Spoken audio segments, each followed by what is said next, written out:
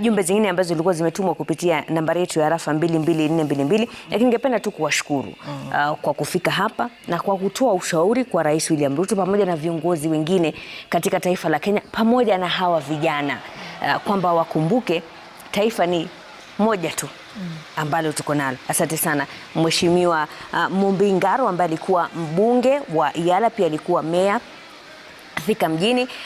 Mheshimiwa Kipruto Arap Kirwa ambaye alikuwa mbunge wa Cherangani, pia alihudumu kama waziri wa kilimo wakati wa utawala wa marehemu Rais Mwai Kibaki. Rahab Muyu ambaye ni mwenyekiti wa maendeleo ya wanawake, ambayo ni chama kimekuwepo kwa miaka mingi na bila shaka wana usemi mkubwa hapa nchini. Na mwisho kabisa Mheshimiwa Jude Njomo ambaye alikuwa mbunge Kiambu mjini. Asanteni sana kwa kuungana nasi hii leo, tukiwa tunazidi tu kufuatilia jinsi hali ilivyo katika miji mbalimbali, pamoja na kuangazia ni vipi ambavyo serikali ama ni hatua gani ambazo serikali itachukua ili kupoza huu moto wa vijana ambao unaendelea kushuhudiwa hapa nchini. Naitwa Mashirima Kapombe. Asante sana kwa kuungana nasi, tukutane wakati mwingine panapo majaliwa na kutakia mchana mwema.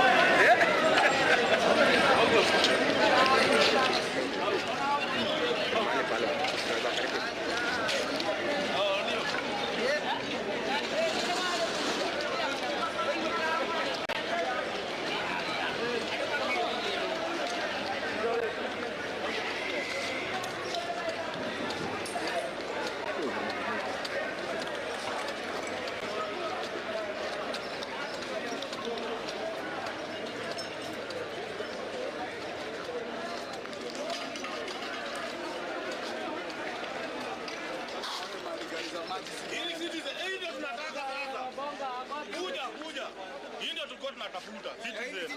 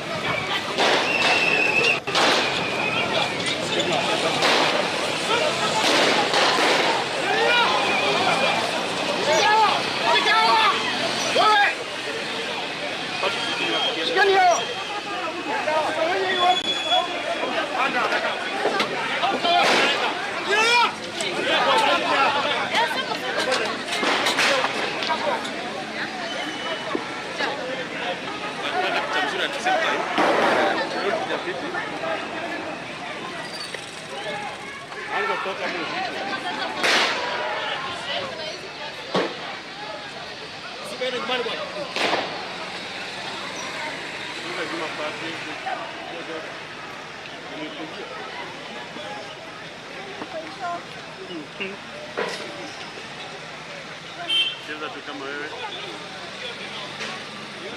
Meza sana, komea. Sana cheza hapo.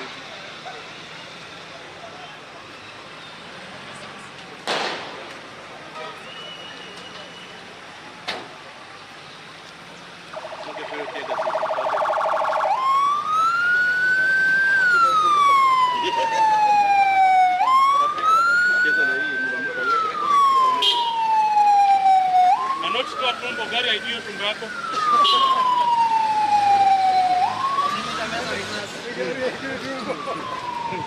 Mandoto muonea. Toa tumbo gari haijui tumbo yako.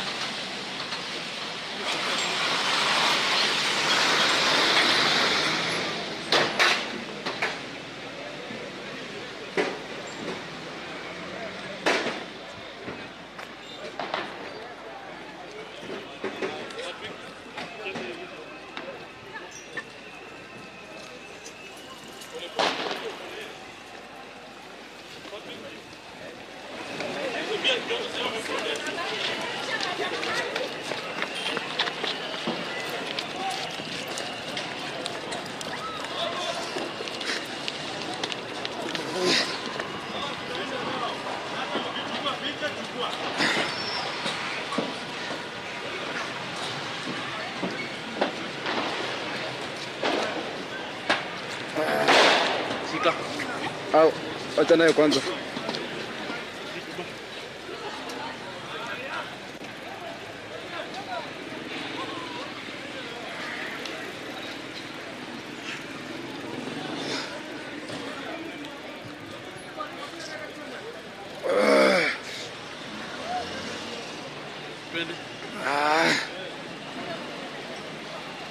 Hiyo tumbo yako kubwa pia ndio bado nimejipaka maji.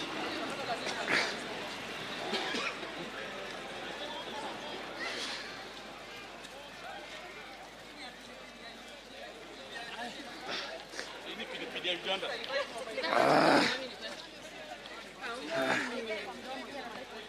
Kwa mdomo hapana.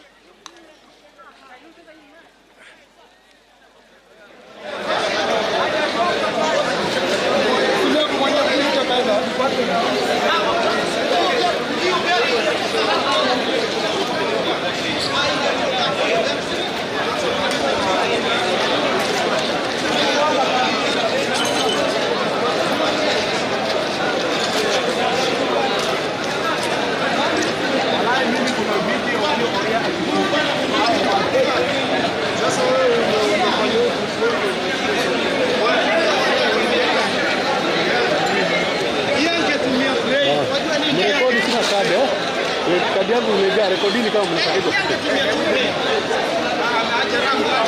Kwani kama polisi hawasingekuwa wameambiwa kila kitu wewe. Hapaje hivyo, hii ni mawe iliyopigwa sababu ya hasira. Kwa nini anapigwa risasi? Hiyo ni hivyo tu basi. Lakini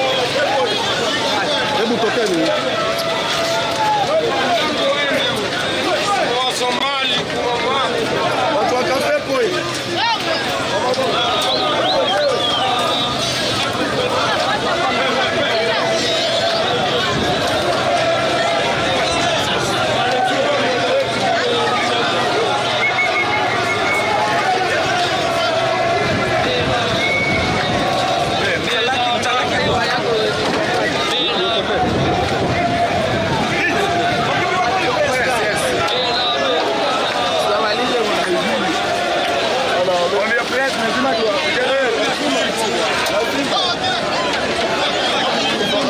tuwatea bwana. Nataka tuongee.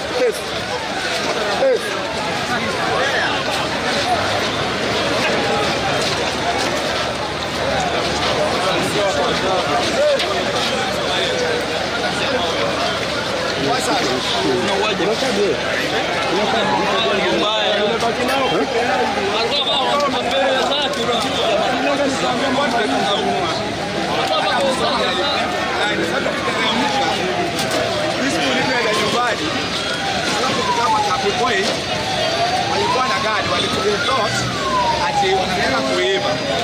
So Wasomali wametoka wawili na pistol. Wakatoka na pistol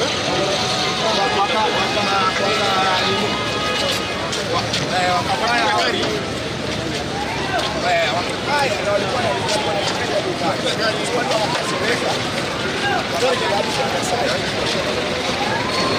wakaanza kuwapiga. Polisi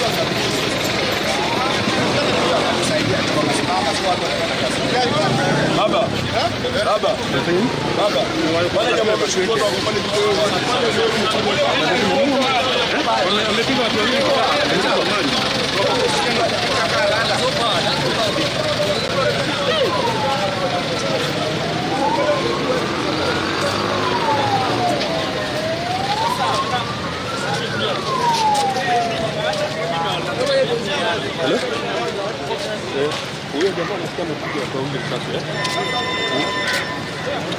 Hiyo picha ushike. Huyo jamaa. Huyo.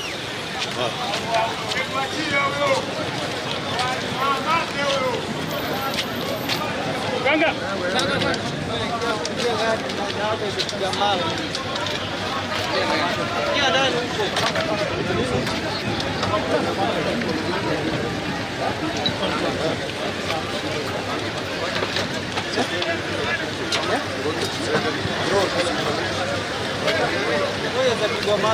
wacha tusimpe hapo wewe.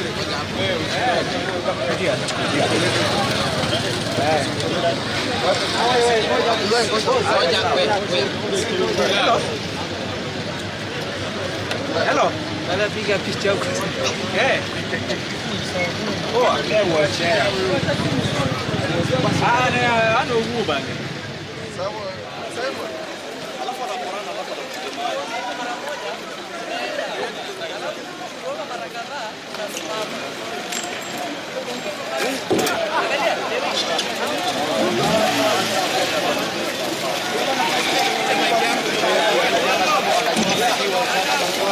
acha ni picha yangu kwanza.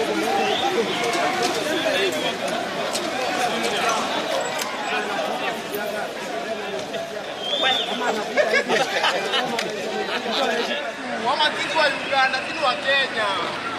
Nani Uganda hapa? Mimi si Uganda hapana. Mimi ni Kenya. Natia shida.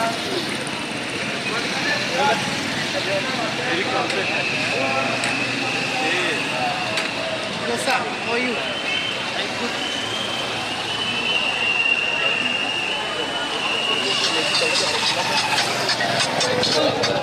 Ndio wamenini pale. Wamenini Hello. Amerudi huko.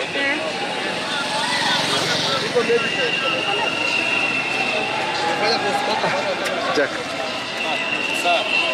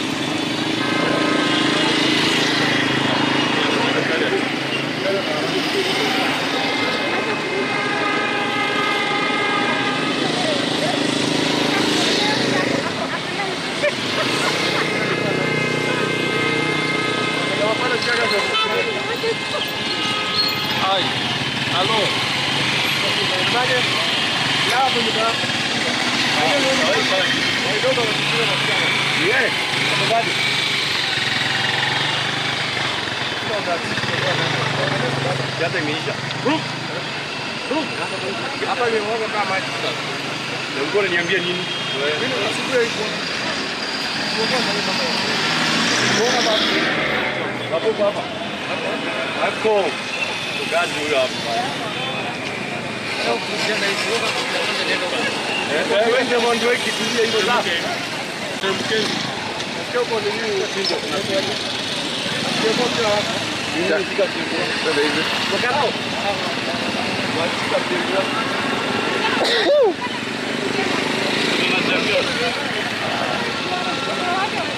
Mtu ampatie namba yangu. Nimpatie sura.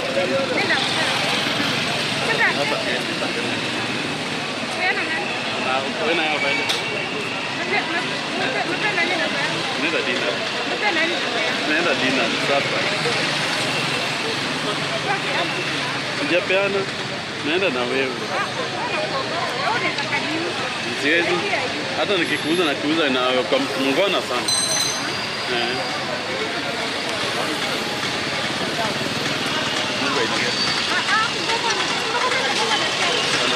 Yao.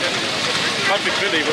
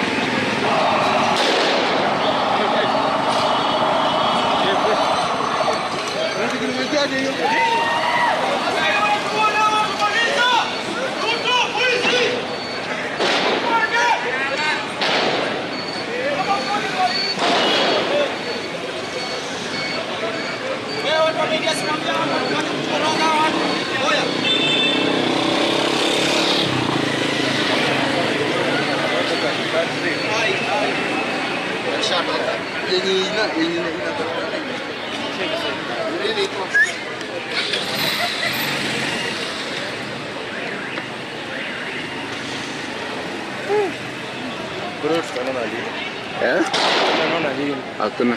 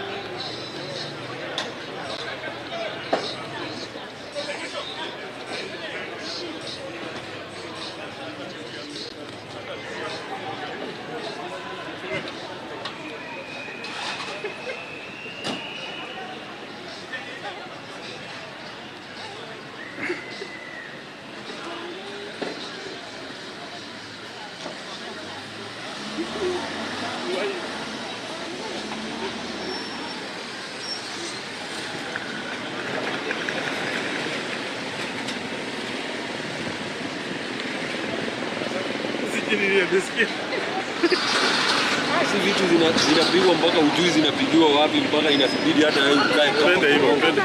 Twende hivyo.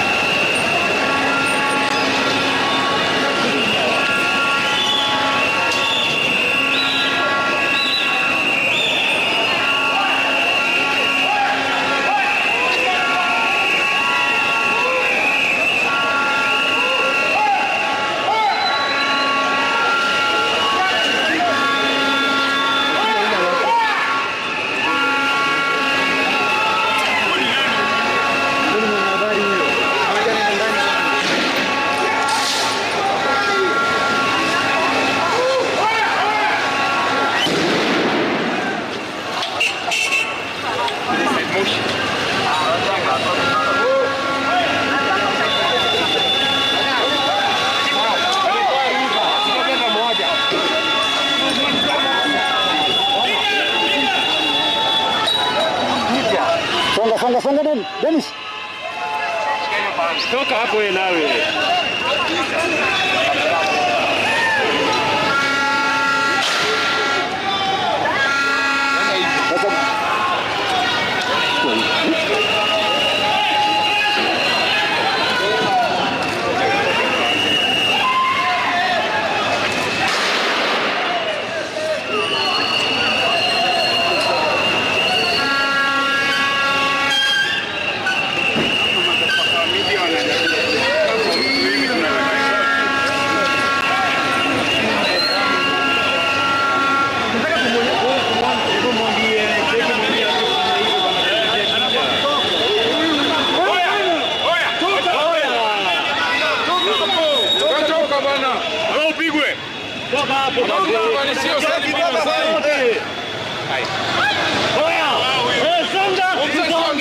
Polisi tutole mbele.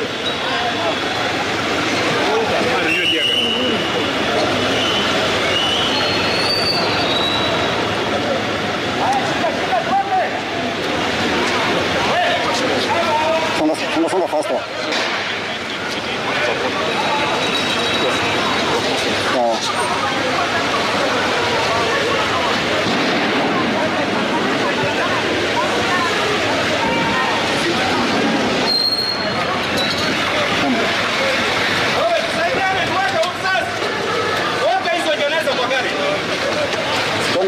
Songa.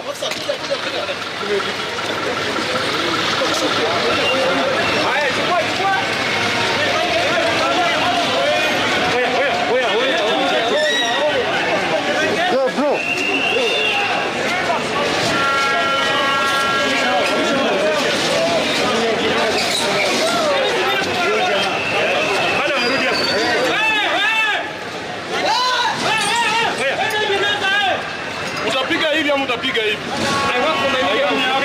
Kama wewe ni mjaya usikubwa ndio wako kujia usikubwa. Ongea hivyo tu. Ongea tu hivyo. Huko matai.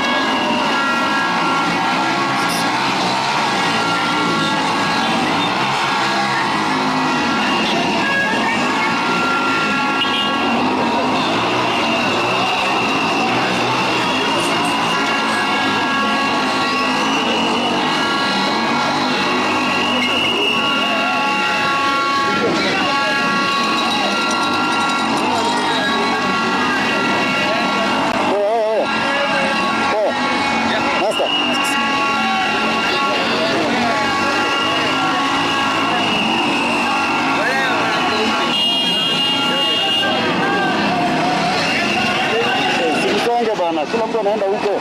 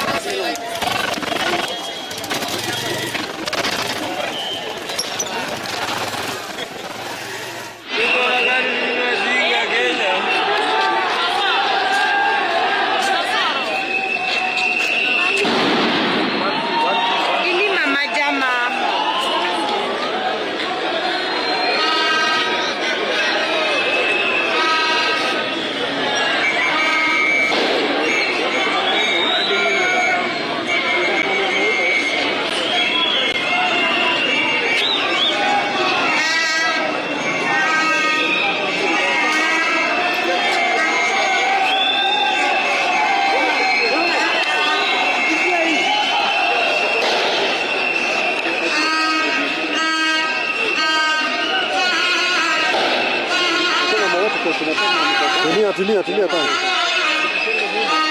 Karibia jioni. Usitoke, yani short rudi nao pole pole. Rudi na short pole pole. Unazungukwa. Ndio sasa tutazungukwa. Kama tena.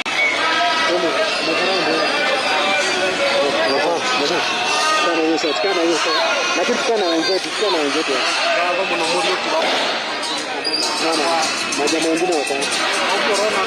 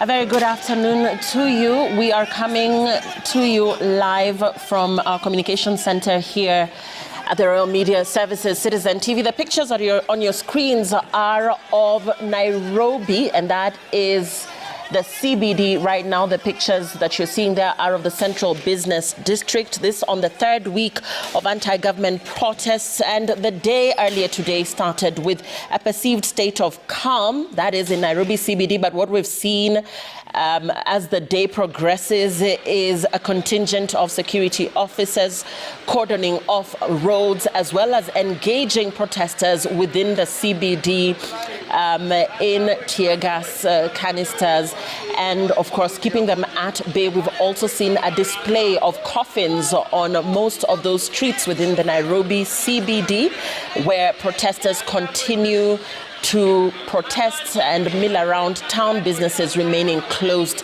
for the better part of the day. This being 2 p.m. now, we still are seeing the presence of security officers in roads leading to State House and feeder roads leading to the CBD, forcing motorists to use alternative routes.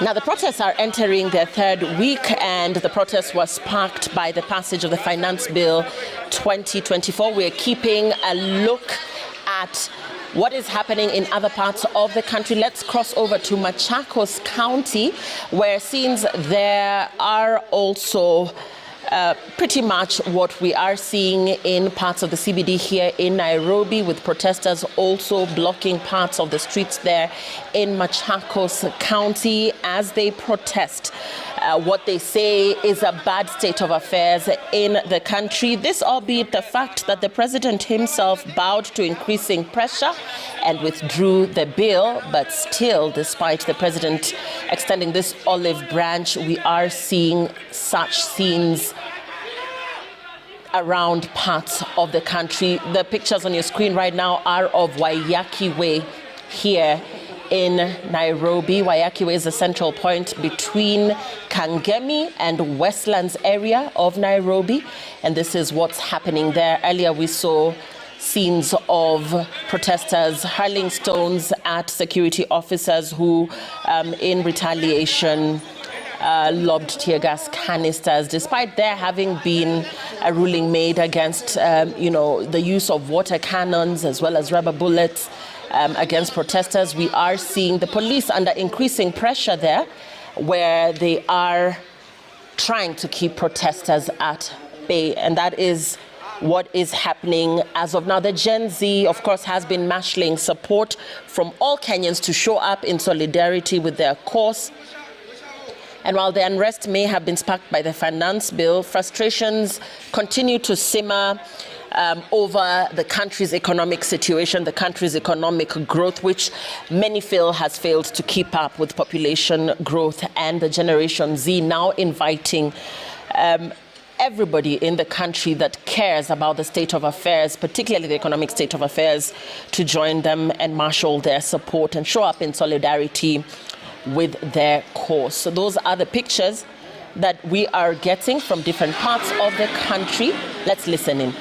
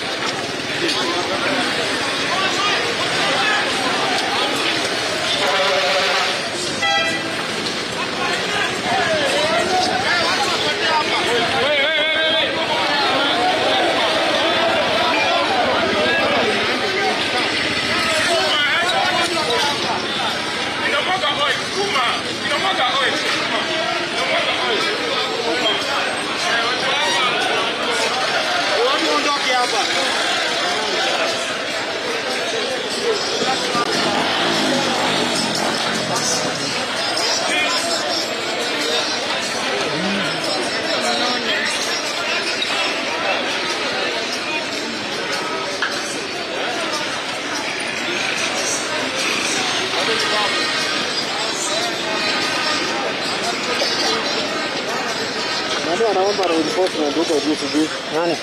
Hata yule boy mwenye alitoka NTV. So, kuna tu na je ni kama hapo ameweka majeneza katikati ya barabara. Unaona? Pale karibu Jivanji. Wameweka majeneza kando ya barabara. Pale Jivanji. Ndio huko hapo sasa. Twende. Hapana. Nasema live imetupa yao. Fanya hivi. Iko wengi sana. Kuna live iko hiyo sasa. Nasema nani?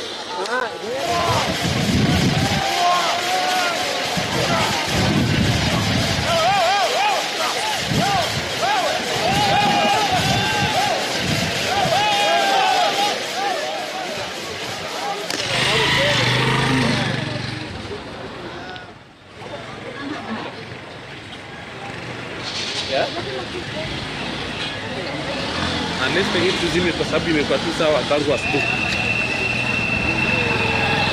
Kenyatta Avenue. Kenyatta Avenue. Niko back 2. Backpack 2. Yes. Backpack.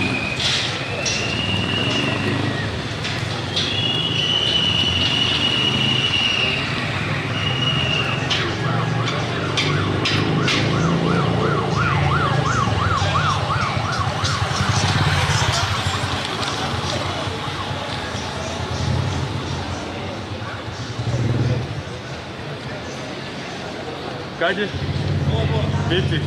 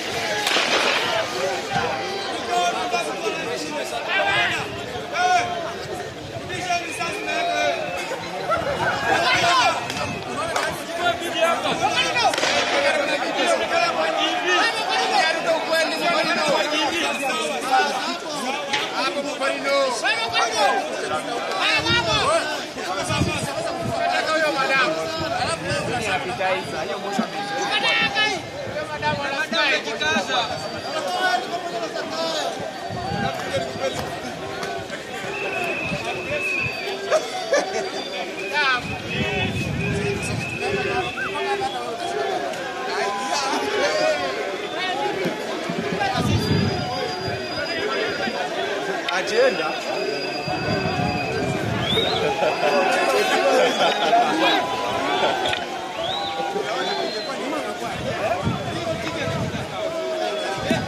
Ayezi. Kwanza kisenda isonge ni 56 ama ni Kongo.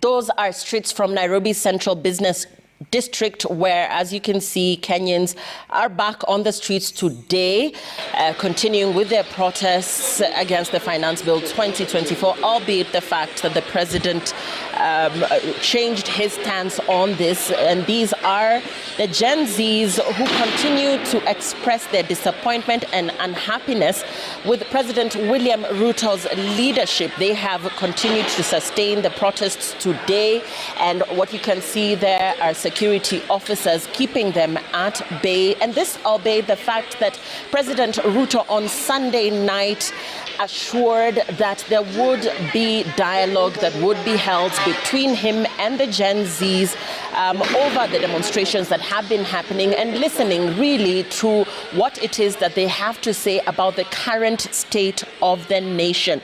Police are there on the streets, keeping these protesters at bay, even as we continue to see scenes reminiscent of what is happening in Nairobi and other parts of the country. We have seen Mombasa County, we have seen Machakos County, we have seen Kisumu and Eldoret, where scenes that are a replica of what is currently happening here in Nairobi CBD continue to be seen.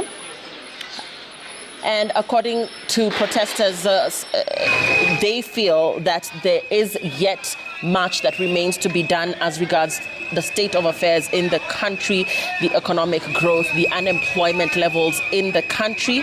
Even as the government continues to say that Kenya is at high risk of debt distress, Kenyans continue to express their displeasure on the streets in various parts of the country, with the hashtag Occupy CBD coming before the protest that we're seeing today, being Tuesday. A contingent of security officers also cordoning roads leading to State House, forcing motorists to use alternative routes. And these protests are now entering their third week. The protests being sparked off initially by the Finance Bill 2024, which the National Assembly passed in June. However, President Ruto did bow to increasing pressure and withdrew the bill. Still, the Gen Zs and indeed everybody else that has joined them in marshalling support, all Kenyans from all walks and sizes and ages now joining the clarion call for the government to listen to their concerns. While the unrest may have been sparked by the finance bill, many say that frustrations have continued to grow over the lack of trust and accountability that they feel this government has shown. And so we are continuing to follow up on exactly what is happening, even 2 days after a media roundtable at State House Sunday night, where the president agreed to Gen Z's demands that the only environment that would be comfortable discussing their issues was on X, on the X platform. They have continued to take to the streets. Of course, this invite for dialogue from the president and the Gen Z's on platform X has attracted mixed reactions from the Gen Z. Some have welcomed it, while others have expressed reservations over the same. And that is what we are seeing, with them still taking to the streets and continue to air their displeasure. They continue to take to the streets, this being Tuesday and this being exactly 3 weeks after they started these protests. We continue to see them back on the streets in protests that began with the rejection of the finance bill. The youth say they are unhappy with President William Ruto's leadership and vow to continue with the demos on Tuesdays and Thursdays. And the pictures on your screens right now are from Waiyaki Way. Let's cross over to the CBD and see what is happening in the Central Business District. There again, heavy police presence and police continuing to keep protesters at bay. Businesses have been affected in parts of the city, as well as public service transport, public service vehicles. Most of them continue to be parked at their bays. Most people have stayed away from the central business district today. Apart from the protesters, businesses remaining closed. And of course, a lot of roads blocked today as the Gen Zs continued to make true their word that they would take to the streets once again. Today they have resumed their Tuesday demonstrations, and we continue to monitor what is happening in parts of the country. Kenyans have also raised concerns over excessive use of force by police officers, as well as recent abductions. And of course, many Kenyans remain under custody. Those who picketed and were seen to have engaged in destruction of public property remain in police custody. And these are some of the concerns that the protesters have raised, saying that some of the abductions are in fact unconstitutional, that most persons that remain in custody were not booked in police stations and cannot be accounted for or found. This is what is happening. We have not seen any pockets of the KDF after President William Ruto assured protesters that KDF will not be on the streets if the protests are kept peaceful. We're still keeping an eye on that because it was his assurance that that would not happen for as long as the protesters kept their demonstrations peaceful.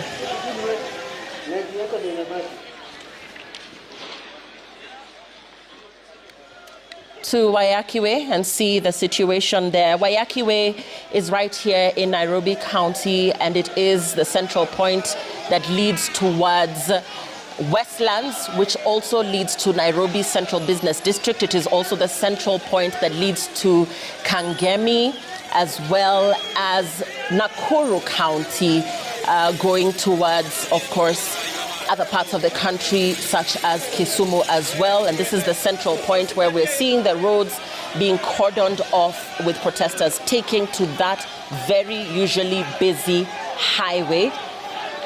And that means that motorists are unable to access that particular road as protesters take to the streets and security officers continue to keep them at bay.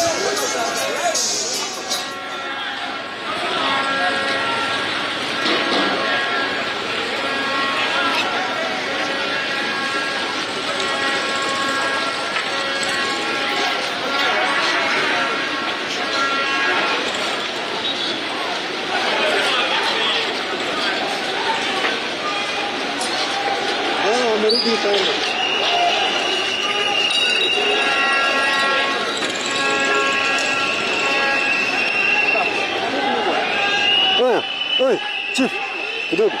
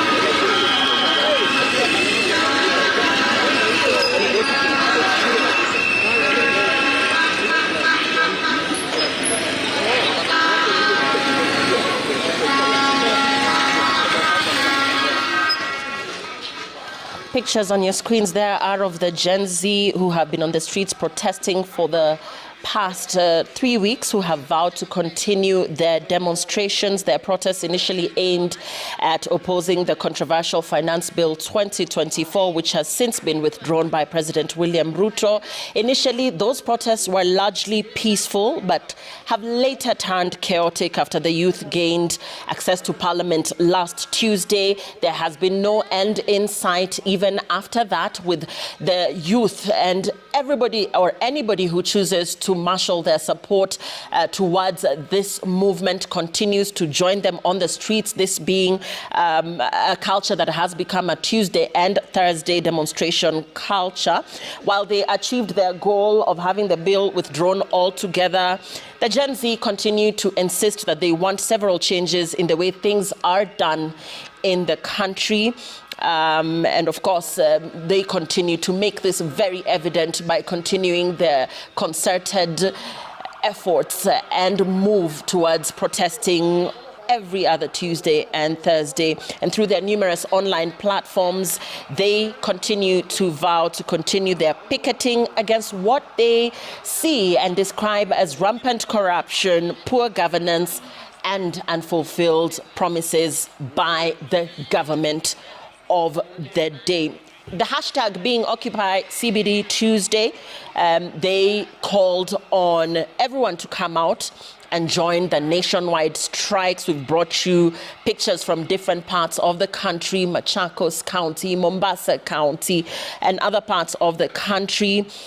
Basically, you know, Kenyans from all walks of life, from different ages, taking to the streets where they continue to protest amid an olive branch extended to them by President William Ruto, who has since invited them for a dialogue to address their issues. Now, this dialogue is supposed to take place this coming Thursday, but from the look of things, it has done little to stop the concerted efforts of the Gen Zs and other Kenyans from different walks of life to take to the streets and protest. Heavy security presence in parts of the central business district as police keep protesters at bay.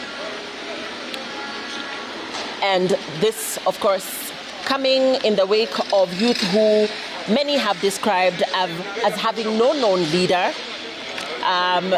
protesters who insist that they are partyless, protesters who insist that they are tribeless as well, but who are coming together with one common voice, which is the state of the nation and their displeasure at how the current government is running affairs in the country. The Gen Z have also decried the deaths of protesters who they say met their death under the wrath of police officers during the protests. They have also decried what they describe as illegal arrests. We've also seen Kenyans living in other parts of the world, Kenyans in diaspora, Washington, D.C., over the weekend, rejecting President Ruto's plans to engage the public through the National Multisectoral Forum. There's also been demands from diaspora for the immediate release of all those arrested during the nationwide protests. And as the Gen Z continue to take to the streets, the Nairobi business community also raising concerns over lootings and over their businesses remaining closed on two very critical weekdays and business days for them.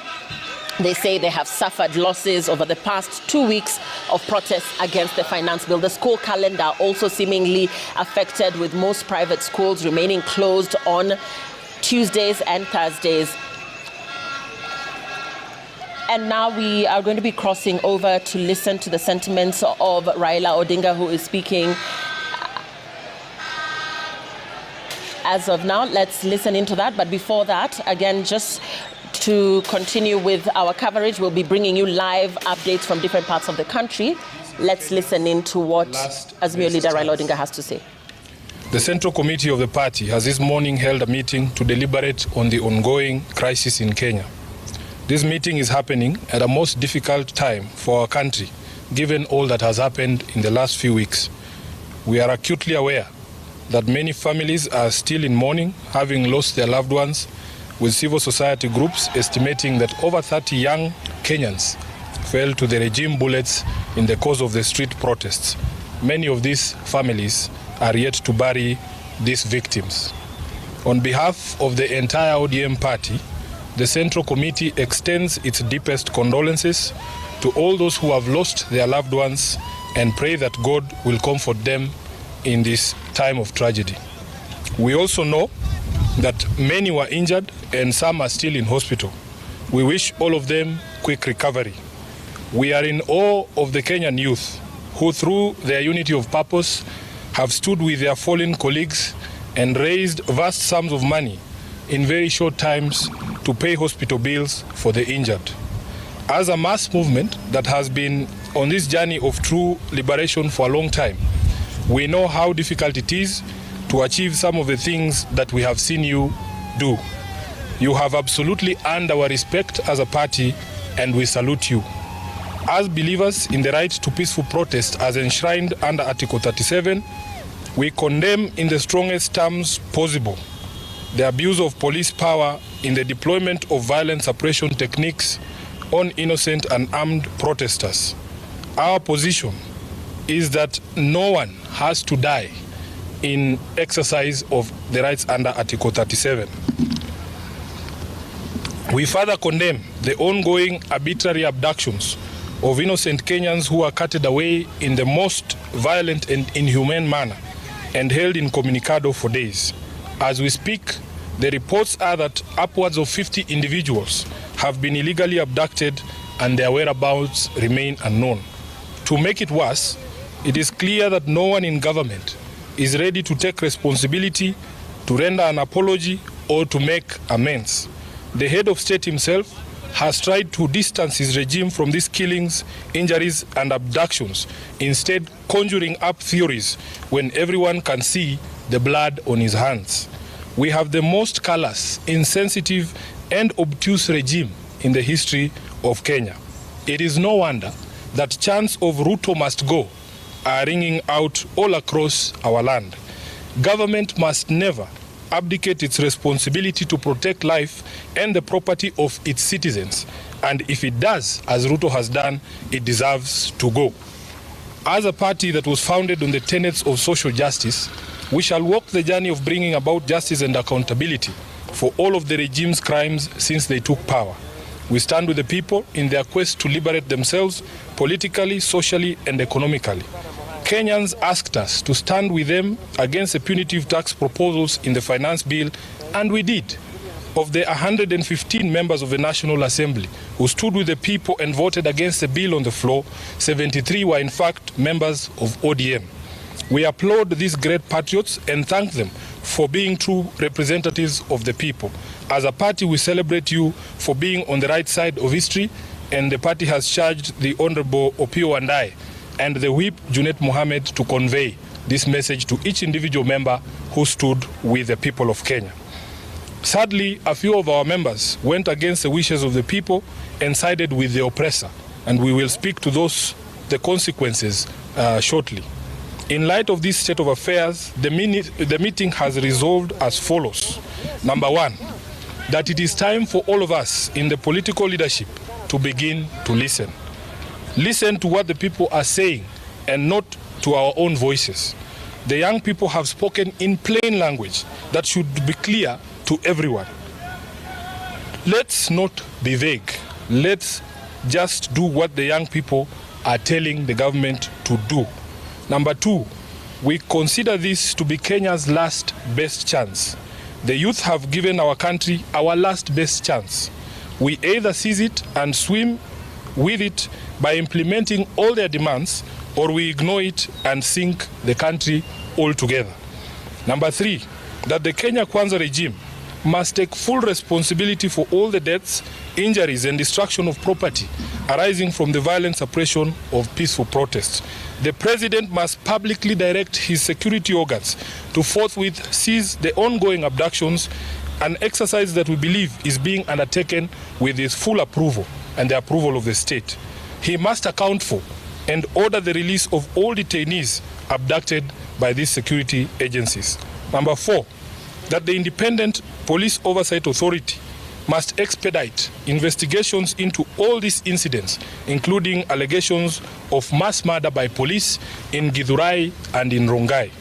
We were shocked to watch the president claim on live television that only one life was lost. It tells you how out of touch with reality he is. Number five, that in our view, what happened on the 25th of June 2024 amounted to a vote of no confidence in the Ruto regime. It is clear that this fact is totally lost on Ruto. It is reflected in his petulant proposals on how we manage our economy following the rejection of his tax bill. Instead of focusing on cutting wastage, opulence, and corruption in his regime, he is hitting back at the Kenyan people with threats to cut funding for the judiciary and the county governments. Six, that the ODM party will support credible austerity measures in the executive and in parliament.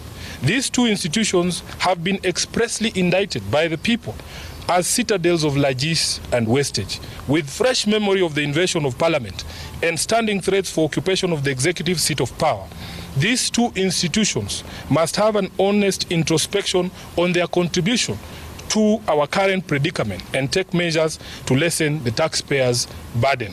As a party funded by taxpayers ourselves, we will also be taking steps to scale down on our presence across the country and some of our activities to reflect this new economic reality. Lastly, that ODM shall initiate and lead recall processes in the following constituencies in light of the current office holders' repeated violation of their sacred oath and the wishes of their electorate. Number one, Game constituency. Number two, Bondo constituency. Number three, Navaholo constituency. Number four, Kajiado Central.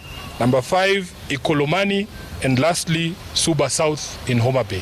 Thank you. That is the end of the statement.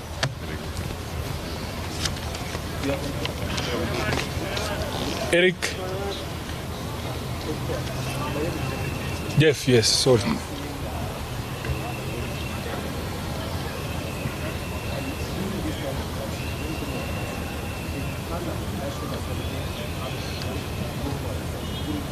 what I tell you that division there was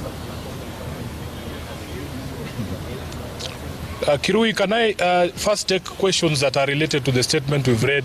Brad, please. Now, you see that you support the demand by the youth. One among the demand is national. Do you support that? The youth have spoken in clear and certain terms. Let us not pretend like we don't hear what they are saying. You have heard it, we have heard it, Ruto has heard it. Next question.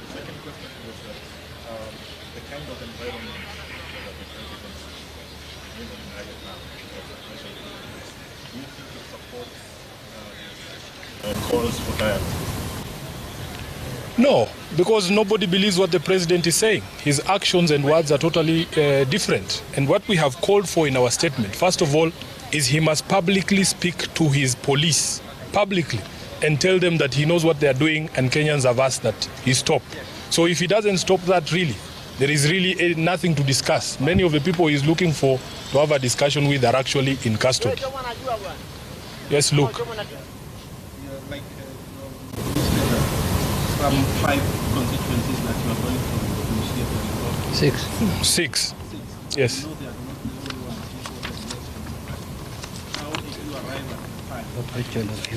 Yes, the criteria was very simple. In our statement, we have said repeat offenders. Those who voted against the wishes of the people in 2023 and again did it in 2024 because there are few who met their Damascus moments this year. Yes, this is the criteria we have applied, Luke, and we want to be able to focus on these 6 as a lesson to all the others. Is there any other question? Thank you. Thank you. Thank you very much. Asanteni sana. Asante.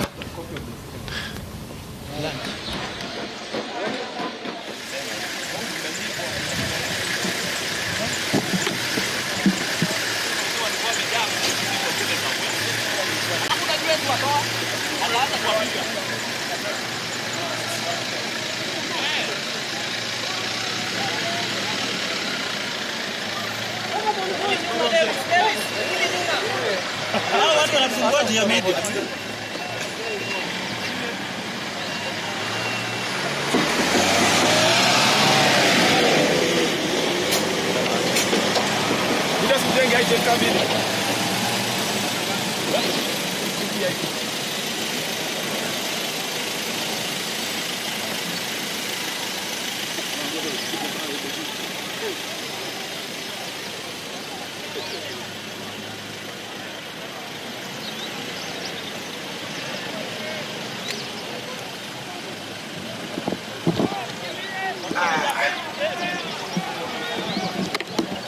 Walijifanya kumbe uwezi wameiblo. Kumbe ulikuwa umeshatoa kamera. Serious? Ulikuwa umeshatoa kamera? Mimi nilitoa kamera. No, ni mimi nilitoa. Hiyo weight yote inaenda na tripod. Sasa nimeenda kujifunza nayo.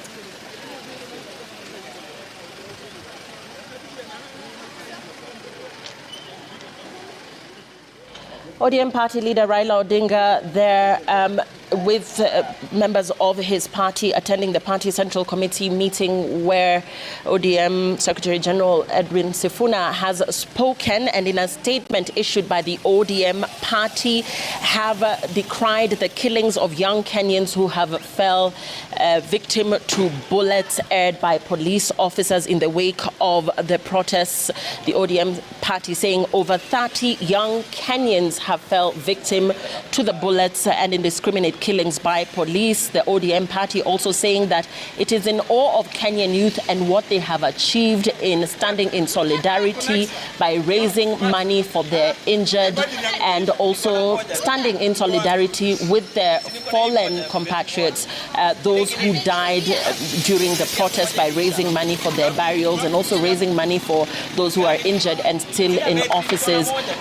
They also proceeded to condemn the abuse of police power on innocent and armed protesters, saying that no one has to die while exercising the rights of the Constitution. The ODM party has also condemned abduction, saying upwards of 50 individuals have been abducted in the ongoing protests, and that it is clear that no one in government is ready to take responsibility. The ODM party also criticized the head of state for distancing himself from these abductions, saying that the government must never abdicate its responsibility to protect lives. The ODM party also saying in its statement that it stands with the people, and that of the 115 members of the National Assembly who rejected the Finance Bill, 74 of those members were from the ODM party. And the meeting has resolved, this ODM special meeting has resolved that it is time for political leadership to begin to listen. And the ODM party continued to say that they consider this to be Kenya's last best chance, saying that if the country is able to seize this opportunity and implement the demands of the youth, then maybe then there is a chance to redeem the country from the chaos that we are currently seeing in different parts of the country. The ODM party also called on the Kenya Kwanza government to take full responsibility of deaths and destruction of property, and called on President William Ruto to instruct his security organs to cease abductions and to release all detainees, also calling on the Police Oversight Authority to investigate the mass killings in Githurai, and saying that what happened with Kenyans rejecting the finance bill is a vote of no confidence, reflecting in the fact that Kenyans have lost complete trust in the government of the day. The ODM party finishing its statement by saying that as a party funded by taxpayers, they will take steps to cut down on expenditure, and also called out office holders for repeat violations, mentioned Gem constituency, Bondo, Nabaholo, Suba, and others as well. That, of course, being a statement that was given by the party Secretary General Edwin Sifuna, and in attendance was ODM party leader Raila Odinga during the party Central Committee meeting that is currently underway. We're continuing to keep a look at the situation in different parts of the country as Gen Zs resumed their Tuesday demonstrations today. They are back on the streets protesting against the Finance Bill 2024. They are also continuing to express their unhappiness with President William Ruto's leadership on different social media platforms. We've been bringing you pictures from different parts of the city here in Nairobi and also in other parts of the country. As we continue to take a look at what is happening in parts of the country, I'm joined in studio by Ken Echesa. He is a political scholar as well as an advocate of the High Court. We're looking at a situation that is replaying itself 3 weeks down. We're seeing a relentless group of protesters who, despite the president in his televised interview on Sunday extending an olive branch, saying he is open to dialogue, have continued to take to the streets. What distinguishes the style of these Gen Z protesters compared to previous generations of activists in Kenya? We're seeing them continuing to be relentless, even despite the president continually coming on TV and taking a different stance on issues, saying he is willing to listen. We still see them relentless as ever. Thank you, Lillian. What we are witnessing in our country is unprecedented. In our history, we've never witnessed such demonstrations, not even in our worst moments in 2007-2008 during the post-election violence. It is even more unfortunate that the President of the Republic has addressed the nation 3 times, on 3 occasions, but the demonstrators are still on the streets. One thing, the demonstrations today are happening under a very different regime, under the new constitution, which offers a lot of protection to the demonstrators in terms of the Bill of Rights. Number 2, the demonstrators are using unprecedented methods in terms of mobilization, social media mobilization. But most importantly, that this is the first demonstration in our political history that is leaderless, is not directed by anyone. So there is no one to negotiate with, no one to talk to, and no one to convince to cede the ground. What the president should do, in my opinion, is to struggle and harness the national goodwill so that the nation is with him in convincing the Gen Z to stop the demonstration. But unless and until the president harnesses the national goodwill through action, we are going to continue witnessing these demonstrations, which are causing untold havoc to the economy of our country and to the social fabric of our nation. We've just listened to the Right Honorable Prime Minister's party, Raila Odinga's ODM, give a press conference, and we thought that it was going to be a press conference that is going to call for calm and what.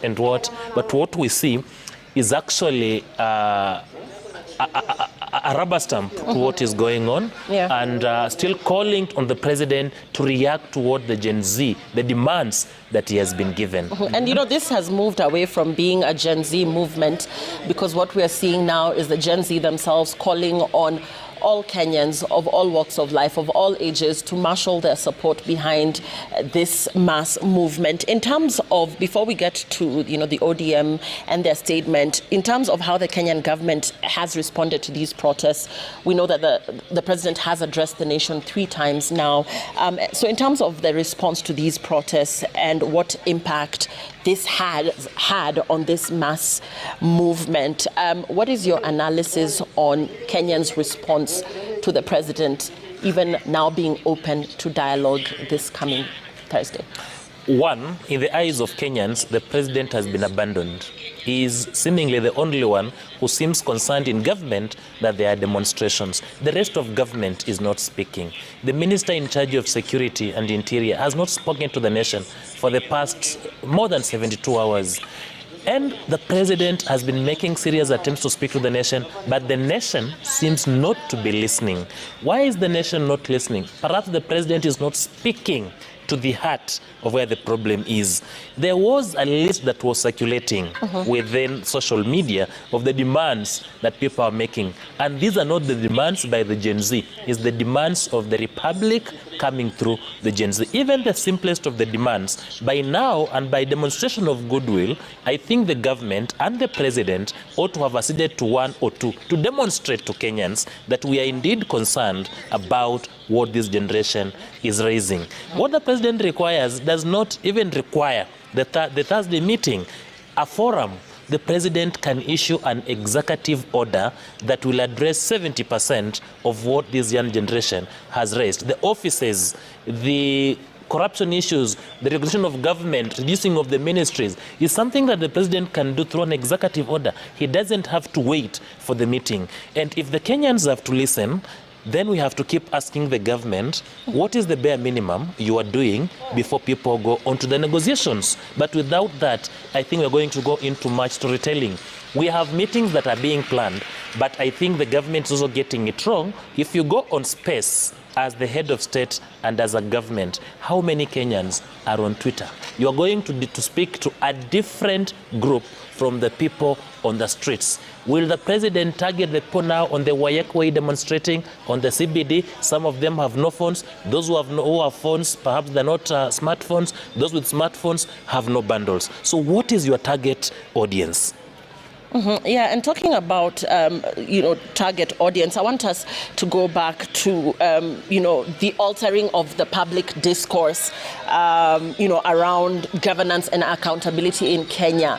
The X space being one of the ways that the president has said he is open to engaging with the people who are obviously, really making their opinions known and seen on these social media platforms. But in terms of you saying that this would leave out a significant chunk in terms of public discourse, we're talking about religious institutions, we're talking about many other interested parties that might perhaps not find an opportunity to voice their opinions here. What would be the best way forward, now that you say that perhaps the X space might not be the best avenue to,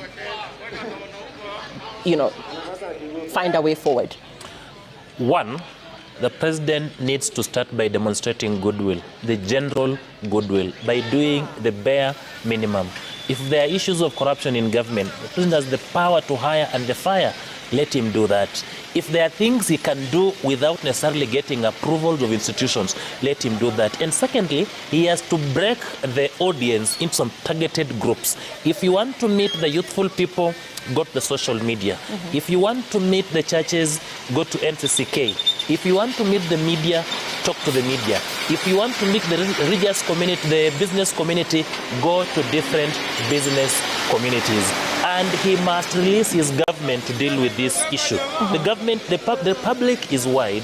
He may not be able to address all the issues as the head of state. He must first bring his government together, and he must ensure that the whole of government approach is involved in solving this crisis. For instance, we have people who listened to him on Sunday, but how many people are able to watch the mainstream media that he was speaking to? This is the time to even go to the local media stations and speak to the people. This is the time to organize county-based forums and speak to the stakeholders. If he is alone and he can manage this, let him do it. If he has the government that he can delegate, let him do it. But there seems to be a breakdown in communication between the president, between the government, and the people who are being governed. And that is why, as he speaks, nobody seems to be listening. And that tells him he has to change the approach of engaging Kenyans. Nobody seems to be listening, but do you believe that this wave of activism could lead to substantial changes in government policy? The things that people are basically talking about, governance, accountability, political dynamics. Do you think that we will see a shift by taking to the streets and by continuing to say what you're saying is not enough, we're still not hearing you, you're still not hearing us? With this very aggressive and continuing wave of activism, are we likely to see any substantial change? Yes, and we're already witnessing the substantial change, because for the first time the president has refused to assent to a bill passed by parliament, not on his own accord, but by bowing to the pressure of the electorate. For the first time, we have seen members of parliament apologizing to the nation and their constituents for voting in a particular way that was not inconsistent with the people that they represent. We are going to see a wave of change in the way government policy is developed, is implemented. We are going to see a fundamental change in the way government deals with corruption. What this generation has demonstrated to government is, well, we can ask you to act. If you don't act, we can act as well.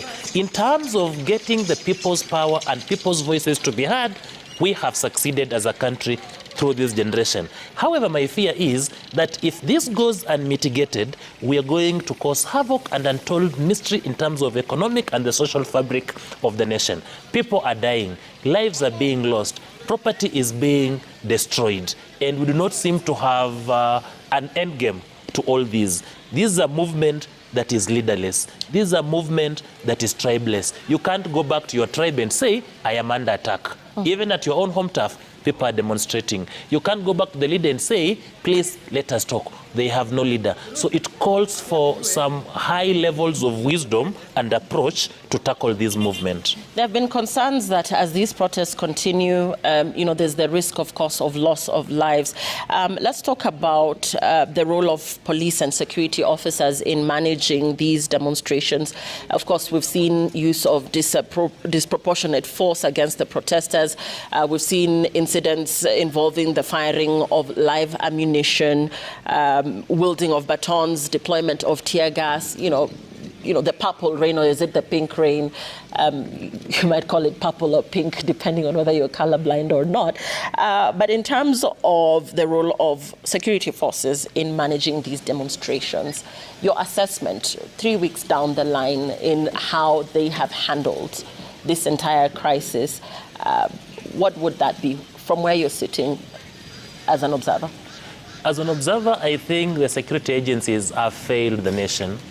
One, the primary role of the security agents is to protect the citizens, to protect life. And secondly, is to protect property. You cannot end people's lives in the name of protecting property. It is life first, then property second. And we have seen police use excessive power, use live bullets, use tear gas guns, throwing them at demonstrators, and in the end, killing them. And this perhaps is where the government is getting it wrong in terms of approaching and dealing with the demonstrators. We are using the 18th century approach to the 21st century demonstrators. You know, previously, people would carry stones, people would mobilize by political heads. Today, these young people are mobilizing themselves through social media.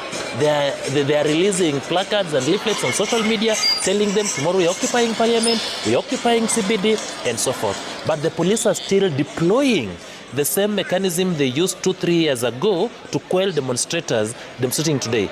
Previously, they have been targeting the leaders. Today, they have no leader to get to target. And therefore, the first approach is let us educate the police on the best approach to dealing with the 21st century demonstrations, especially the Gen Z demonstrations.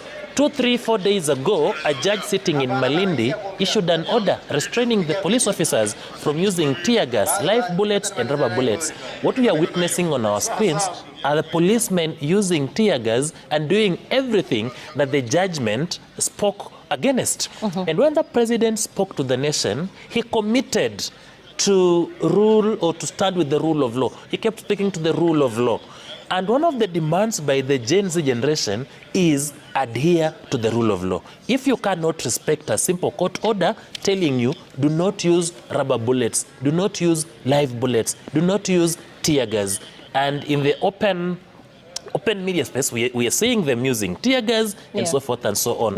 Where is the goodwill? But, you know, Ken, we did see there from pictures in Kangemi, you know, while these protests started off as being largely peaceful, they seem to have taken a life of their own. And we must admit and accept that there are people who take advantage of such protests, criminals, petty, you know, looters and robbers and what have you. So while the police, you know, might argue on their own that they're ready to escort and provide security to the protesters, we have seen elements of persons that have taken advantage of these protests and actually thrown, you know, stones and hurled stones at the security organs that are on the ground. In such a situation, how then would the police, you know, be expected to That is quite sad. It's quite sad. And the demonstrators, people on the streets should know that they are protected by law.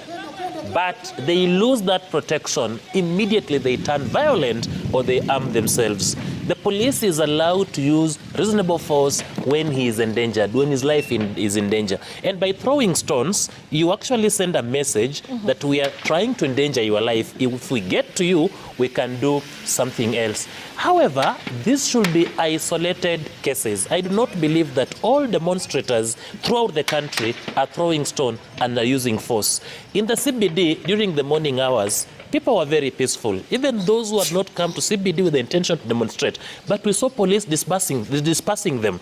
And therefore, the police can also be very provocative to the demonstrators, just like the demonstrators can be very provocative to the police. We call upon both groups, the police officers and the demonstrators, to exercise restraint and do whatever they are doing within the confines of the law. Yeah. And, you know, we also know that hundreds of demonstrators, perhaps not hundreds, but even from this ODM statement right now, according to the numbers that they're giving, is that apart from over 30 young Kenyans losing their lives, there are many more, upwards of 50 persons that have been reported missing or that have been abducted. So, you know, without knowing, you know, where they have gotten these numbers from or where they lay claim to these numbers, we do know that there are, in fact, people who have reported their loved ones missing. They could either have been arrested or, you know, they might have lost their lives and are still unaccounted for. So in terms of these illegal arrests or detention, and of course, we're also talking about persons that have sustained injuries. Let's first of all begin with the illegal arrests or detentions under the law. If at all you are picketing and find yourself behind bars, the recourse in terms of being the booking, first of all, the OB, and then again, how long should you be detained for before you're produced before court? Because the concern is that a lot of these people have not even been legal, have not been booked in most of these police stations, and therefore nobody knows where they are. That is an illegality, and in fact, the right to the writ of habeas corpus is a legal Latin term to mean produce the body whenever you're asked to produce. That is a right that is not limited by law. And once the police arrest you, they must do the honorable thing of identifying themselves, informing you that they are police officers on duty, informing you of the reason of arrest, and upon arrival at the police station, they need to book you and give you an OB number. This OB number must be brought to closure and you are released, and if you are not released within 24 hours, you must be produced before a court of competent jurisdiction. Even if they have not established a case against you, they are allowed by law to produce you before court and ask the court for an extension of time to continue holding you so that they can prepare the case against you. In this case, we've seen people who were abducted from their houses, from the streets. They have neither been booked in the occurrence book at the police stations, nor have they been produced before courts. And we saw the Chief Justice directing courts to sit even at odd hours to determine the applications for habeas corpus, which means the applications arising out of the abductions. And for the first time, we saw a court in Naivasha sit on a Sunday to address or to review the issue of the bond bail application that had been denied by the lower court. It's therefore illegal and unconstitutional to hold on to someone beyond 24 hours unless at the lapse of the 24 hours it is either on a weekend or a public holiday when the court is not sitting. And of course we had the ODM party in its statement talking about the police oversight authority calling on them to investigate the quote-unquote mass killings, what was observed in Githurai, which of course the president, not the president, but the government in itself continues to remain mum about, because we have not yet had a clear word on what exactly happened there. So in terms of the oversight authority investigating these mass killings, the extrajudicial killings, why as of now have we not had any word at all communicating to Kenyans what exactly is going on? There's a sense that people are losing their lives. There's a sense that people are being abducted illegally. There's a sense that there are police officers who are arresting persons without identifying themselves. And with profound respect, my practice as an advocate tells me that the only thing that is independent about independent policing oversight authority is the word independent. IPOA runs like a government agency, and it is difficult to ask a government agency to investigate another government agency and expect results. This is not the first case where the IPOA has failed to act in good time. There are various complaints about the police excesses across the country over the past 10 years, and the IPOA has done nothing. And then most importantly is that IPOA runs like a toothless dog that can bark but cannot bite. IPOA does not have the prosecutorial powers. It does not have the powers beyond the report they make. And once they have made the report to the Office of the Director of Public Prosecutions, they become functus official. They cannot do anything. Functus official in English terms, wakili. Their term ends there. Their term ends there. Functus official. Functus official, yes. And therefore, them, you take them to a report that this police officer has acted beyond their powers. They'll make that report, they'll do their investigations, they then make the report to the Directorate of Public Prosecutions to act. Another report is taken to the National Police Service Commission to act. So IPOA is a conveyor belt. To also condemn them is to be unfair. Them, they cannot give you what they have done. They don't tell you what they have done, because legally they can do nothing. They pass the files either to the ODPP for trial or the National Police Service Commission for disciplinary measures. They cannot discipline a police officer. They cannot arrest a police officer.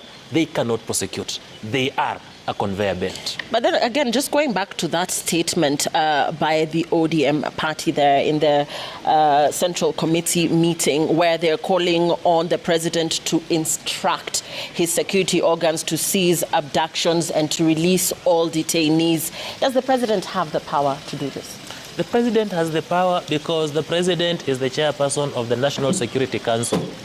And any death occurring anywhere in this country, we blame the president because as the chair of the National Security Council, he ought to know and to give general direction. The president has a ministry called the Ministry of Interior and Coordination of National Government, the one headed by Professor Kindiki Kinduri. This is the ministry under which the police officers fall. This is the ministry that supervises the police force. And therefore, if the president cannot supervise the minister who supervises the police force, he is right to be blamed. He has actually the absolute power to tell the police through the line minister to stop doing what they're doing if they're doing anything illegal. And just talking about the extrajudicial killings, Ken, are there lessons that Kenya can learn from other nations in, first of all, preventing?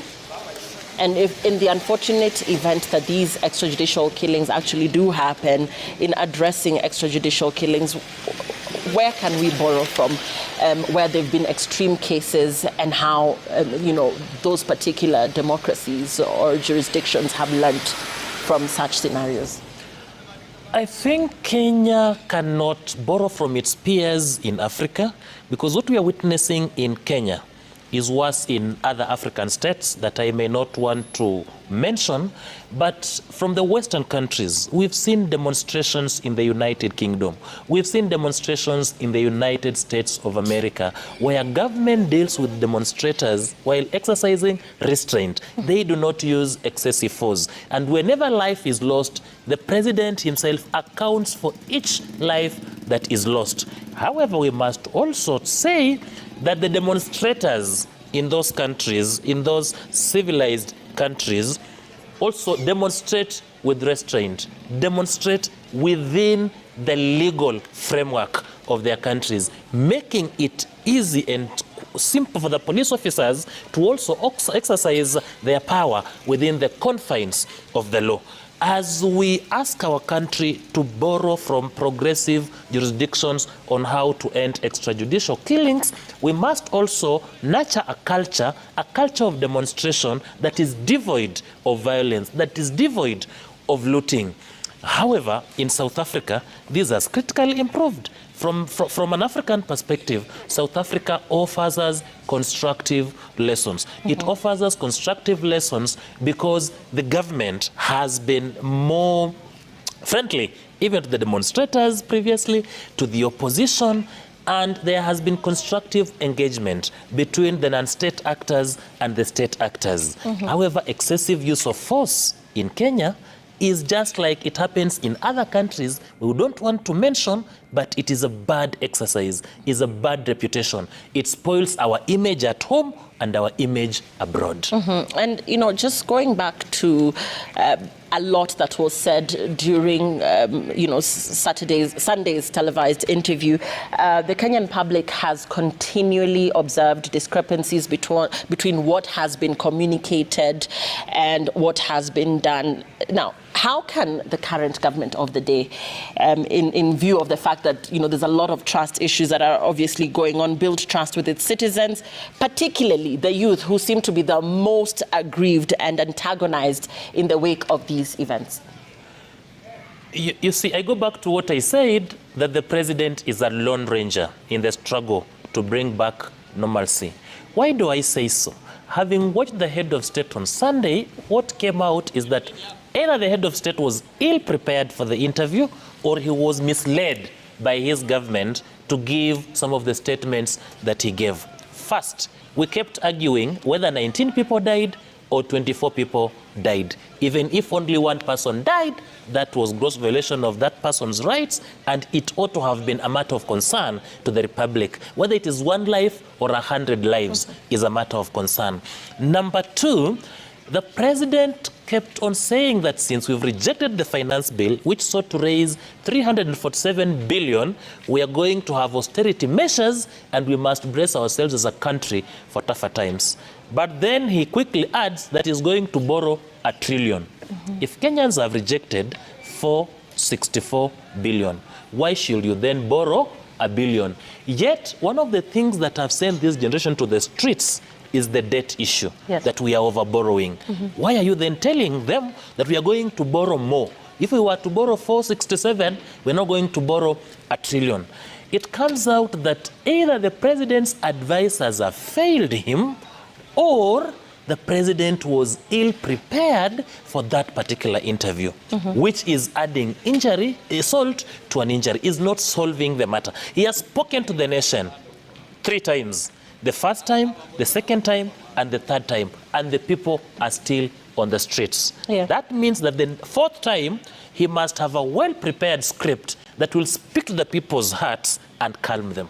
But aside from the people and what they want, and even if the president's concession manages to see off the immediate threat of more unrest, and perhaps, hopefully with Thursday's dialogue, if at all we see the protesters backtracking and, somehow holding at bay because of what will be the outcome of these conversations, it still leaves the president caught between the competing demands of, his hard-pressed citizens and of lenders such as the IMF. The situation still remains that, and he maintains that we have huge debt concerns as a country. But this is not the first time we are having the huge debt as a country. The debt issue has been there from Moi's time, Kibaki's time, Uhuru's time, and even today. What makes a difference is the arrangement that a government takes in paying this particular debt. You cannot pay a 60-year-old debt in 5 years. And perhaps this is what is giving us more trouble. And we cannot be borrowing to pay or overtaxing to pay. Remember, the generation that you want to use their taxes to pay this debt, it is their forefathers who actually took this debt. And these young children are asking, if these people have been borrowing for 60 years, why do they want to burden us by paying perhaps in 5, 2, or 3 years? So the issue of debt is an issue that requires technical approach. And this young generation are people who Google. They know what the IMF does. They know what the World Bank does. They know the perception of these Bretton Woods institutions on the economies of developing countries. You will get them lecturing you on why IMF has taken over your budgetary process, and they will see them demonstrating to you that indeed this budget is not a Kenyan budget. This budget was drafted elsewhere and is being forced down the throats of Kenyans. Yeah. It is a generation that can do research, is an informed generation. So the budgeting process that was there in the 1990s cannot be the same budgeting process that will be there in the 2020s, because we are dealing with different generations. We're dealing with different generations, and hot on the heels of this conversation is something in the dailies today, around lawmakers being in line for a hefty salary increment starting this month, even as Kenyans demand that the government effects budget cuts and other austerity measures. We're seeing here a Gazette notice by the Salaries and Remuneration Commission stating that the monthly remuneration structures for state officers in the Senate and the National Assembly are to be implemented in the financial year 2024-2025, effective July 1st. So this essentially means that the 2 speakers of the National Assembly, the Senate, Moses Wetangula and Amason Kingi respectively, will, starting this month, get salary increments. The timing. And then we ask, who advises government? Who advises commissions? Even if these increments are deserved, is it the right time to publish them? Is it the right time when the president is talking about the austerity measures? And that is why Kenyans say they have trust issues. You cannot be saying on the one hand that we are going to cut down our civil service. We are going to have a decrease in our salaries. And on the other side, you are increasing the salaries for your officers in the parliament, that is in the Senate and in the National Assembly. Well, people will argue that SRC is an independent commission. But before SRC undertakes what it has done, there must be negotiations with the National Treasury, because this money will be paid by the National Treasury. National Treasury is at the center of government. Why will National Treasury approve such an increment at such a time when we are having a national crisis around our budget? Is a bad idea. Yeah. And today you cannot do anything in hiding, because every document you release, every action you take as a government, it is released to the public. And Kenyans have a right under our constitution to access information, whether it is held by government or any other agency. And, you know, there's a huge concern about civic education and about these draft changes and not being subjected to public participation. A lot of people do not know where this public participation happens, if at all. There is public participation, but which is limited in nature. For instance, when Parliament is carrying out public participation on bills, they send the bills, the advert through the newspaper. How many Kenyans read the newspaper? And they have a selective way of doing public participation.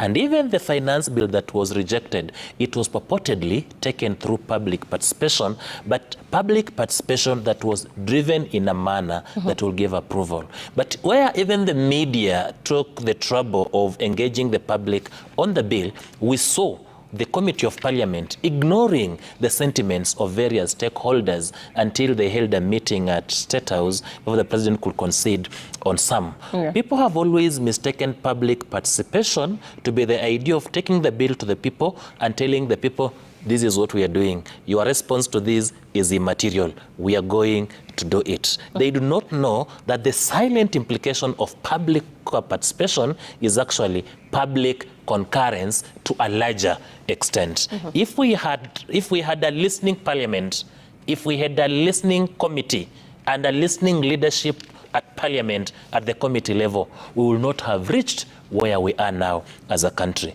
because everything that Kenyans said was not reflected in the draft bill, leading Kenyans to go into the streets and the president eating a humble pie as the last option, which has not solved the matter. Yeah. Now, talking about Kenyans going to the streets, you know, there is concern that there's been infiltration of criminal elements in these protests. And what we're seeing in terms of the protests is the protests taking a different life and you know, infiltration of elements that might not be actually for the actual cause. The president himself had warned that police will be there to deal with quote-unquote criminals who would want to infiltrate these protests. And therefore the concern is that it is not known whether the persons that are protesting today in different parts of the country are actually there for the right cause or the cause that they stand for. It is a normal occurrence in any contemporary society because, Lillian, we've seen in Parliament during very sober debates where members disagree, we've seen fist fights. It also means that even within a setting of Parliament, you cannot miss to have criminal elements that take advantage of a debate to engage in fist fights. Even in churches, during the elections of some bishops in Pentecostal churches, we have seen congregants physically fight to get these particular positions. We do not expect sainthood on the streets. It is indeed true that criminals have infiltrated the demonstrations and are taking over. Yeah. However, it is the duty of the police and the police force to isolate criminals from genuine protesters. Take the criminals to the police stations and let the genuine protesters continue with their protests. And we're going to be crossing over to see what is happening in different parts of the country, even as security elements continue to keep protesters at bay.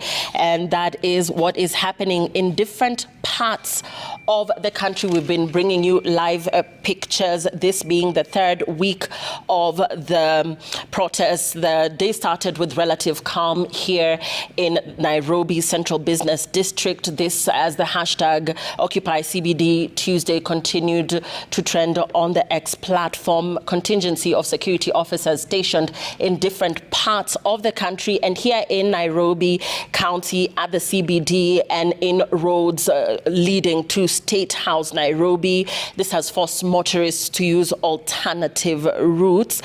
Remember, these protests were sparked off by the passage of the Finance Bill 2024, which of course the National Assembly passed this very past month in June. However, President William Ruto did bow to increasing pressure following the protests and withdrew the bill. Now, what initially started off as the Gen Z making their demands known and calling for the government of the day to listen to their concerns has now morphed into the marshalling of support from all Kenyans to show up in solidarity with their cause.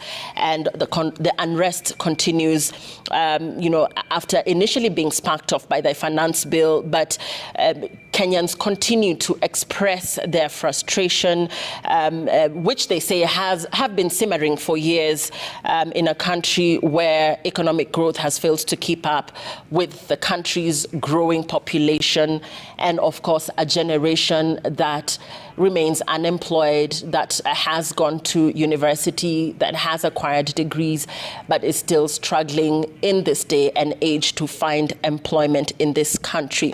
The government of the day arguing that it is at high risk of debt distress. This, of course, according to the International Monetary Fund, and more than a third of its revenues going towards debt interest payments. The scrapped finance bill sought to raise 347 billion, which is 2.7 billion pretty much, in taxes to reduce the debt burden. That is $2.7 billion in taxes to reduce the debt burden. It proposed levies on basic items such as bread, sugar, tax increases on things such as diapers, sanitary towels, mobile money transfers, and a tax on cars. Now, President William Ruto has since withdrawn the bill, but despite his calls, after having addressing the nation 3 times, the persons that continue to take to the streets have been relentless, saying that they have not been heard. During a media roundtable at State House Sunday night, President William Ruto agreed to demands that the only environment the protesters would be comfortable discussing their issues was space on X. However, this has attracted mixed reactions. There are those that are not for it, continuing to say that there are major trust issues. The Kenyan public has continually observed discrepancies between what has been communicated by President William Ruto's government and what has in fact been done. And therefore the question continues to remain how the Kenyan government, the current government of the day, can build its trust with its citizens, particularly the youth, in the wake of these events. We're yet to see what the potential outcomes will be between the dialogue that will take place between the government and the youth, and whether that will lead to significant policy changes.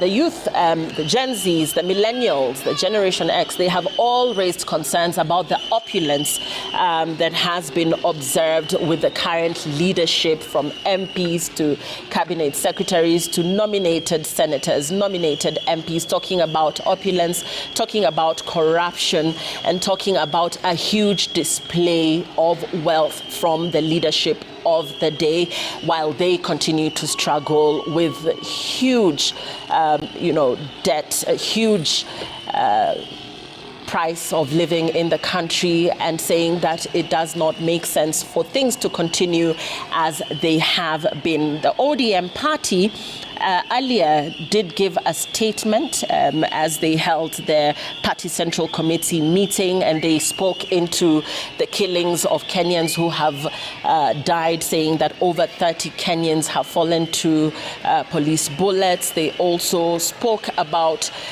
being in awe of what the Kenyan youth have been able to orchestrate in terms of their movement, their mass movement, taking to the streets, saying that they are in awe of that, and that they have a lot of respect for the current youth of the day in terms of them coming together, marshalling support for their own, raising money for those that have been injured, those that lay in hospital after sustaining bullet wounds, those that have lost their lives, raising money for the burials of those. They also condemned abuse of police power, saying that police have shown the abuse of their power by harming unarmed, innocent protesters, saying that nobody has to die while exercising their rights as citizens of this country. They also condemned abductions, saying that upwards of 50 individuals have been abducted and remain unaccounted for.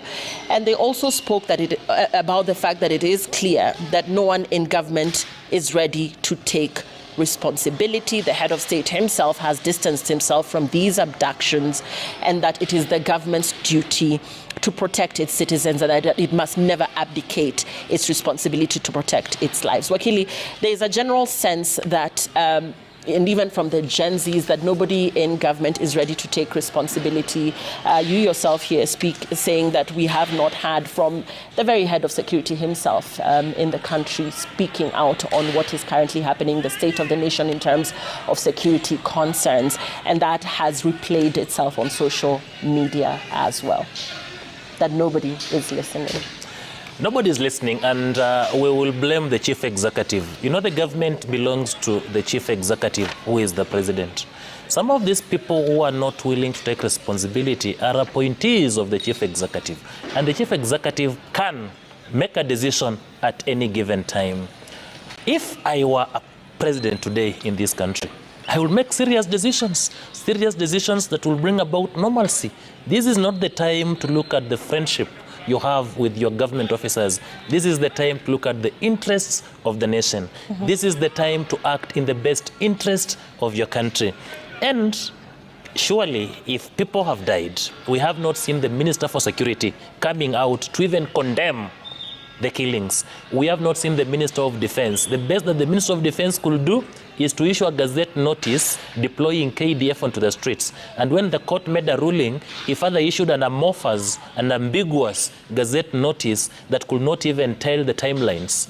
This tells you that they are willing to have this situation for as long as it takes. It is turning out to be, what can we do to retain power and to remain in power, and not what can we do to bring about normalcy so that the citizens lead the lives that they have been leading before. At times you sympathize with the president when he is addressing the country. The loneliness, the anger, the frustrations all over his face, when he has junior officers junior to him, senior government officers but who are junior to the presidency, who can issue and give general directions. For God's sake, how would a president fail to know that a 12-year-old who was killed who was shot 8 times was not dead? Away from this, let's talk about one of the 14 demands raised by the Gen Z protesters. Last week during a televised interview, the president announced that he would appoint new electoral commissioners for the Independent Electoral and Boundaries Commission. How realistic would this be? The timelines, and looking at him saying that this is of utmost concern and it is a priority issue for him. It's actually a priority issue for him and to Kenyans, but we have other priority issues. We have other pressing issues. But even if he made it a priority issue for him, it is not possible to appoint IEBC within the shortest time possible. Remember, it is a process. It is a consultative process. It is a process that is all-including. He attempted to start this without involving other pertinent players, and it was brought to a stop by the players. And today, in this very progressive constitution, you attempt to appoint IEBC without adhering to the laid-down procedures, the courts will stop you, because IEBC is at the heart of our electoral process. And we either lose an electoral process by bungling the appointment of IEBC, or we win an electoral process by ensuring that we do the right thing when we are appointing the IEBC. Whereas it appears like is an urgent matter, it may put us in a further awkward position, especially if the political elites fail to agree. Remember, the ongoing demonstrations have nothing to do with the IEBC.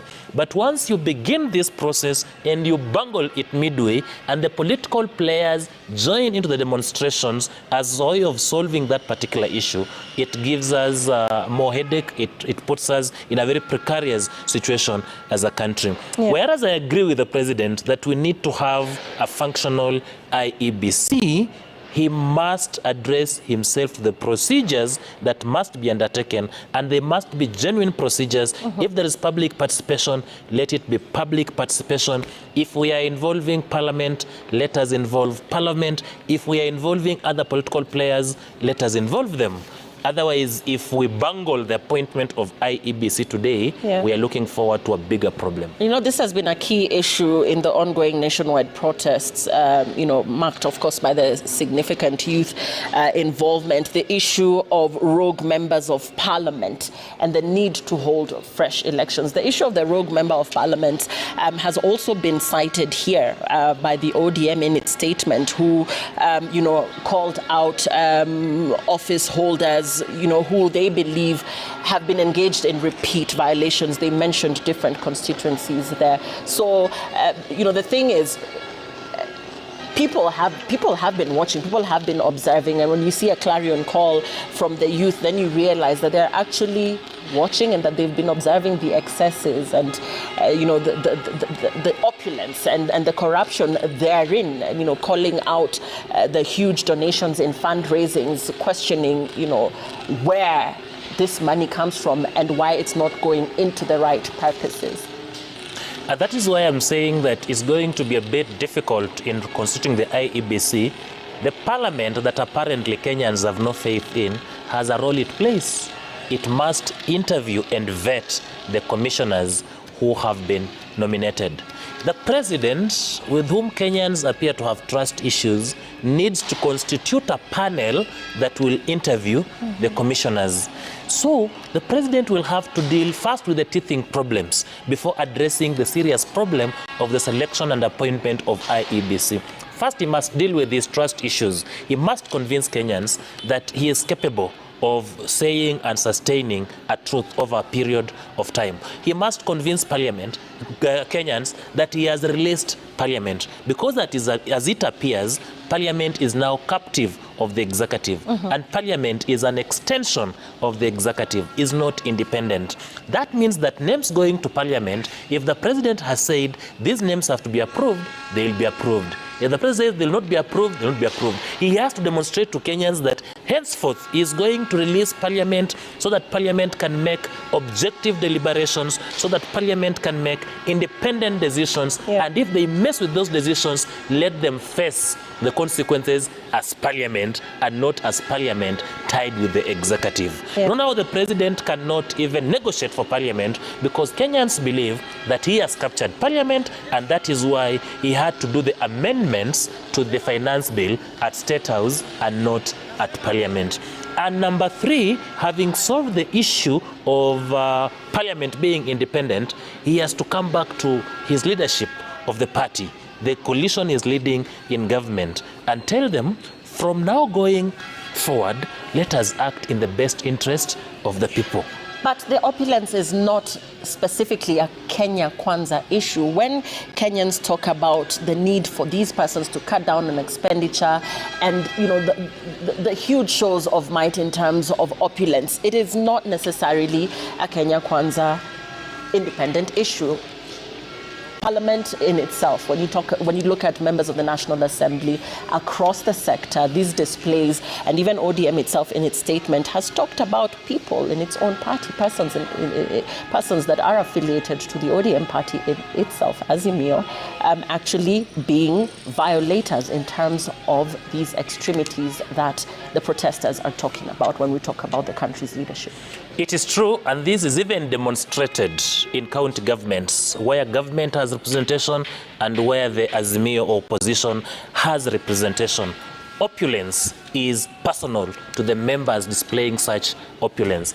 But why Kenyans are critical of the Kenya Kwanza members of Parliament and government officials who are demonstrating opulence is that, like Caesar's wife, their character is supposed to be above board.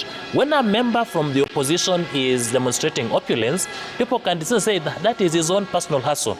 But when a government official or a Kenya Kwanza member of Parliament is displaying untold opulence, it simply means that there is some public funds that are missing elsewhere, because these are the persons in charge of the public funds. However, I agree with Kenyans that the question of implements cuts across. The question of mismanagement cuts across. And Kenyans have been very keen on focusing on those areas where there have been misuse of funds. On the fateful Tuesday, where there was an attempt to burn down Parliament, we saw an attack on quite a number of county governments, not necessarily within Kenya Kwanza administration, even those that are from the opposition. And Kenyans are demonstrating this anger. You've seen governors going into functions, and what arrives first is a car carrying a governor's chair with about 5 people guarding a chair where the governor will sit on. What purpose does it serve? And this is what Kenyans are saying.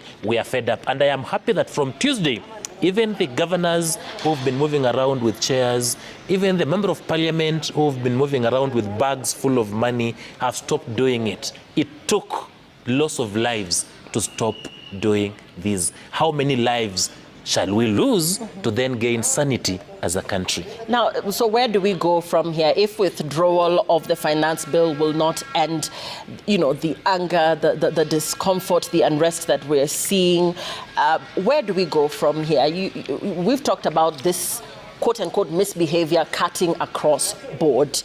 The president of the day is in a position where he might not be able to tame the extremities that we've seen now that everybody is speaking in their own tune. We've seen the ODM in itself supporting the current protests that are ongoing.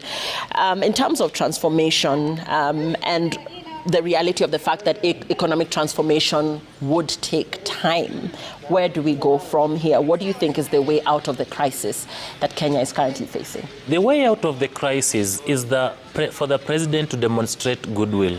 And how do you demonstrate goodwill? Is by doing the bare minimum. Even as we go to the X-Space with the president on Thursday, a number of young people are still in police custody. They have not been produced before courts. They have not been processed. Where is that particular goodwill? Release them. Tell them we're not releasing you to go and negotiate. You want to negotiate with people who are in prison, people who are in police custodies. And number 2, Lillian, there are some bare minimums that the president can do to demonstrate goodwill. The issue of sacking of corrupt cabinet secretaries or those who have been named in major scandals, do you require a meeting on space or on X-Space for you to fire them? You don't. Those are the decisions that you take. The issue of completion of government projects. And McHugh, these demonstrations have gained momentum even in the villages because people have realized all of a sudden that they have voice. They have a voice. And then when they voice their issues collectively and through demonstrations, people or government seems to hear them. We have, for instance, roads that are impassable. We've had mothers who have been forced to deliver on their ways to hospital. We've had patients who have lost their lives on their way to the nearest dispensaries because those roads are impassable. Yet, these roads have been budgeted for every financial cycle for the past 10 years. Why should we convert money meant for development into people's pockets so that opulence can be demonstrated? When you go to our dispensaries, we have no medicine across the country. When you go to our hospitals, we do not have specialists to attend to the patients. Yet we are told that we are taxed every year to ensure we have money for medicine, to ensure we have competent specialists in our hospitals. So we must change as a government the way we do things. This is not just about the national government, it also speaks to the county governments. We must change for the better, and if we do not change, then change is going to change governments. Right, and hold on to that thought as we cross over now to what is happening in the Nairobi CBD. We are seeing what looks like an ambulance there, and of course we've also seen pictures from the Kenyatta National Hospital as persons that have been injured continue to be brought into the hospital. Remember, the protests continued today as persons took to the streets in various parts of the country. The unrest by the Kenyan Kenyan youth, as well as all who have taken to the streets to protest over the finance bill, which has since been rejected by the president, continue to take to the streets. The concern now moving to criminal elements that the police say have infiltrated the protests and taken advantage of the protests, which largely started off as peaceful.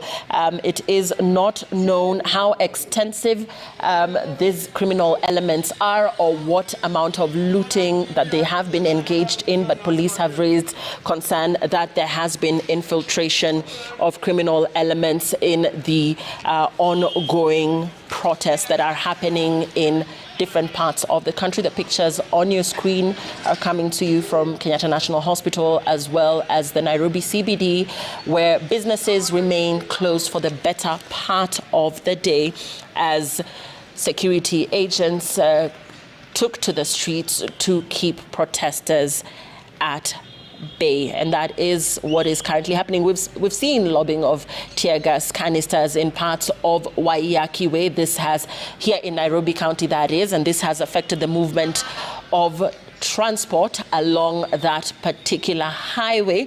Of course, traffic continues to be largely easy in different parts of Nairobi, as police have cordoned off major roads, those leading to State House Nairobi, and feeder roads as well, those leading to the Central Business District, as well as major highway. Earlier, we also brought you scenes from Mombasa County, as well as Machakos County, where protests are ongoing there as well. There have been concerns over the use of disproportionate force against the protesters, the use of live ammunition, the wielding of batons as well, and of course the lobbing of tear gas. This, of course, being a major point or cause of concern to different human rights activists, as well as the population as well, who say that the protest started off as largely peaceful, but the police have displayed many times excessive use of force. Let's take a look at what's happening there in the Nairobi CBD. Again, a lot of arrests continue to happen as police engage the protesters in running battles, as well as make arrests of those that are seen to be engaging in criminal elements. Let's take a look, let's listen in.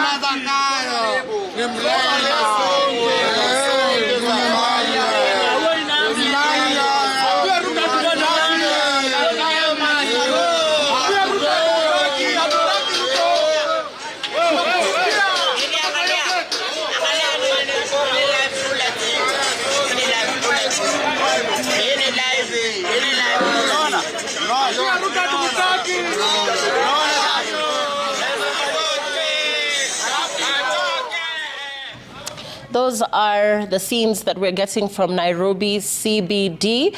Today being yet another day when people have made their way to the streets. Initially, of course, we say that the day did start off largely peacefully as sections took to the streets to protest the current state of the nation. And this has since, of course, escalated into scenes where we've seen police make several arrests, where we've seen businesses within the Nairobi Central Business District and other parts of the country, Machakos County, Mombasa County, and elsewhere remain closed for the better part of the day. People have largely remained away from, or rather stayed away from, the Central Business District. As you can see from the pictures there, it is very quiet as of now, apart from pockets of protesters that we have seen engage police there, the police trying to keep them at bay. The most of what we have seen in terms of a highway that has been affected by the ongoing protests is Waiyaki Way in Nairobi, where protesters took to the streets. Waiyaki Way being a central point, really, and a central highway that is a feeder road to different parts, from the Westlands area to the Nairobi CBD to the James Gishuru Lavington area, as well as to the Kangemi area, Kikuyu, as well as to Naivasha, Nakuru, and Kisumu. And therefore, this really being a very central point in terms of traffic being affected, that coming in and going out. That is the Waiyaki Way. We are still keeping our eyes on the situation there and on what the demands continue to be in terms of the current state of affairs and what people are expressing on the X platform, as well as social media by large, in terms of what they're saying around the controversial 2024 finance bill, which was since withdrawn, and what now came as the aftermath of that, which is simmering frustration of a population that has decried the high cost of living in the country, that has decried the unemployment levels, and indeed that continues to be dissatisfied with the current government of the way. Several casualties also having been taken to the Kenyatta National Hospital. Those that have been injured in the protests, we do not know the extent of their injuries, but we will be bringing you more details on that in subsequent bulletins as we take a look at what exactly happened on the streets of Nairobi, Kisumu, Eldoret, Mombasa, and other parts of the country, Machakos, as well as the protests continue. We are continuing with our live coverage of the protests in several parts of the country. Police have arrested several protesters right here in Nairobi, as well as other parts of the country, and the unrest continues, albeit the fact that the president did speak to the nation in what looked like his extension of an olive branch. There seemed to be an environment of discontent, largely seeing what is trending on social media, as well as what is making news from various parts of the country: Nairobi, Kisii, Kisumu, Migori, Machakos, Mombasa, scenes that are truly an indicator that the state of unrest continues in the country. And the question now remains, where do we go from here, even as we wait for that much anticipated dialogue between the president and those that will be on that SpaceX on Thursday. We are yet to see what is going to come out of that. Now, in terms of, Wakili, in terms of the state of unrest, and just going back to the Gen Zs and what they started, these are people that were born between 1997 and the year 2012. And, you know, they really seem to have borne the brunt of the country's slow economic growth. These are perhaps demographic that has experienced the post-election violence. They have experienced COVID as well. And all this, of course, coming in the wake of them saying that a chunk of them are graduates that perhaps have even graduated with honors. Not everybody has an entrepreneurial spirit. They still find themselves unemployed years after graduating from school. But aside from that, even as you look at the people that initially took to the streets, the fact that they even found time to be on the streets, the fact that if they are employed, they took time away from their offices to be on the streets. What does that speak about the culture that we're seeing in the youth of the day and their dissatisfaction with the government of the day? And of course, what the build-up to that? We must appreciate the fact that the people on the streets today were born under very extraordinary circumstances and have been raised in extraordinary circumstances. Most of them were actually very young when we had the post-election violence, or they witnessed firsthand the trouble of post-election violence. When these fellas were to join Form 1, they were hit by COVID. And even after Form 4, we still see the challenges that they are going through. They have been brought up through resilience. And the reason why they get time to be on the streets every Tuesday and every Thursday is that they have nothing constructive in terms of economic engagement to do.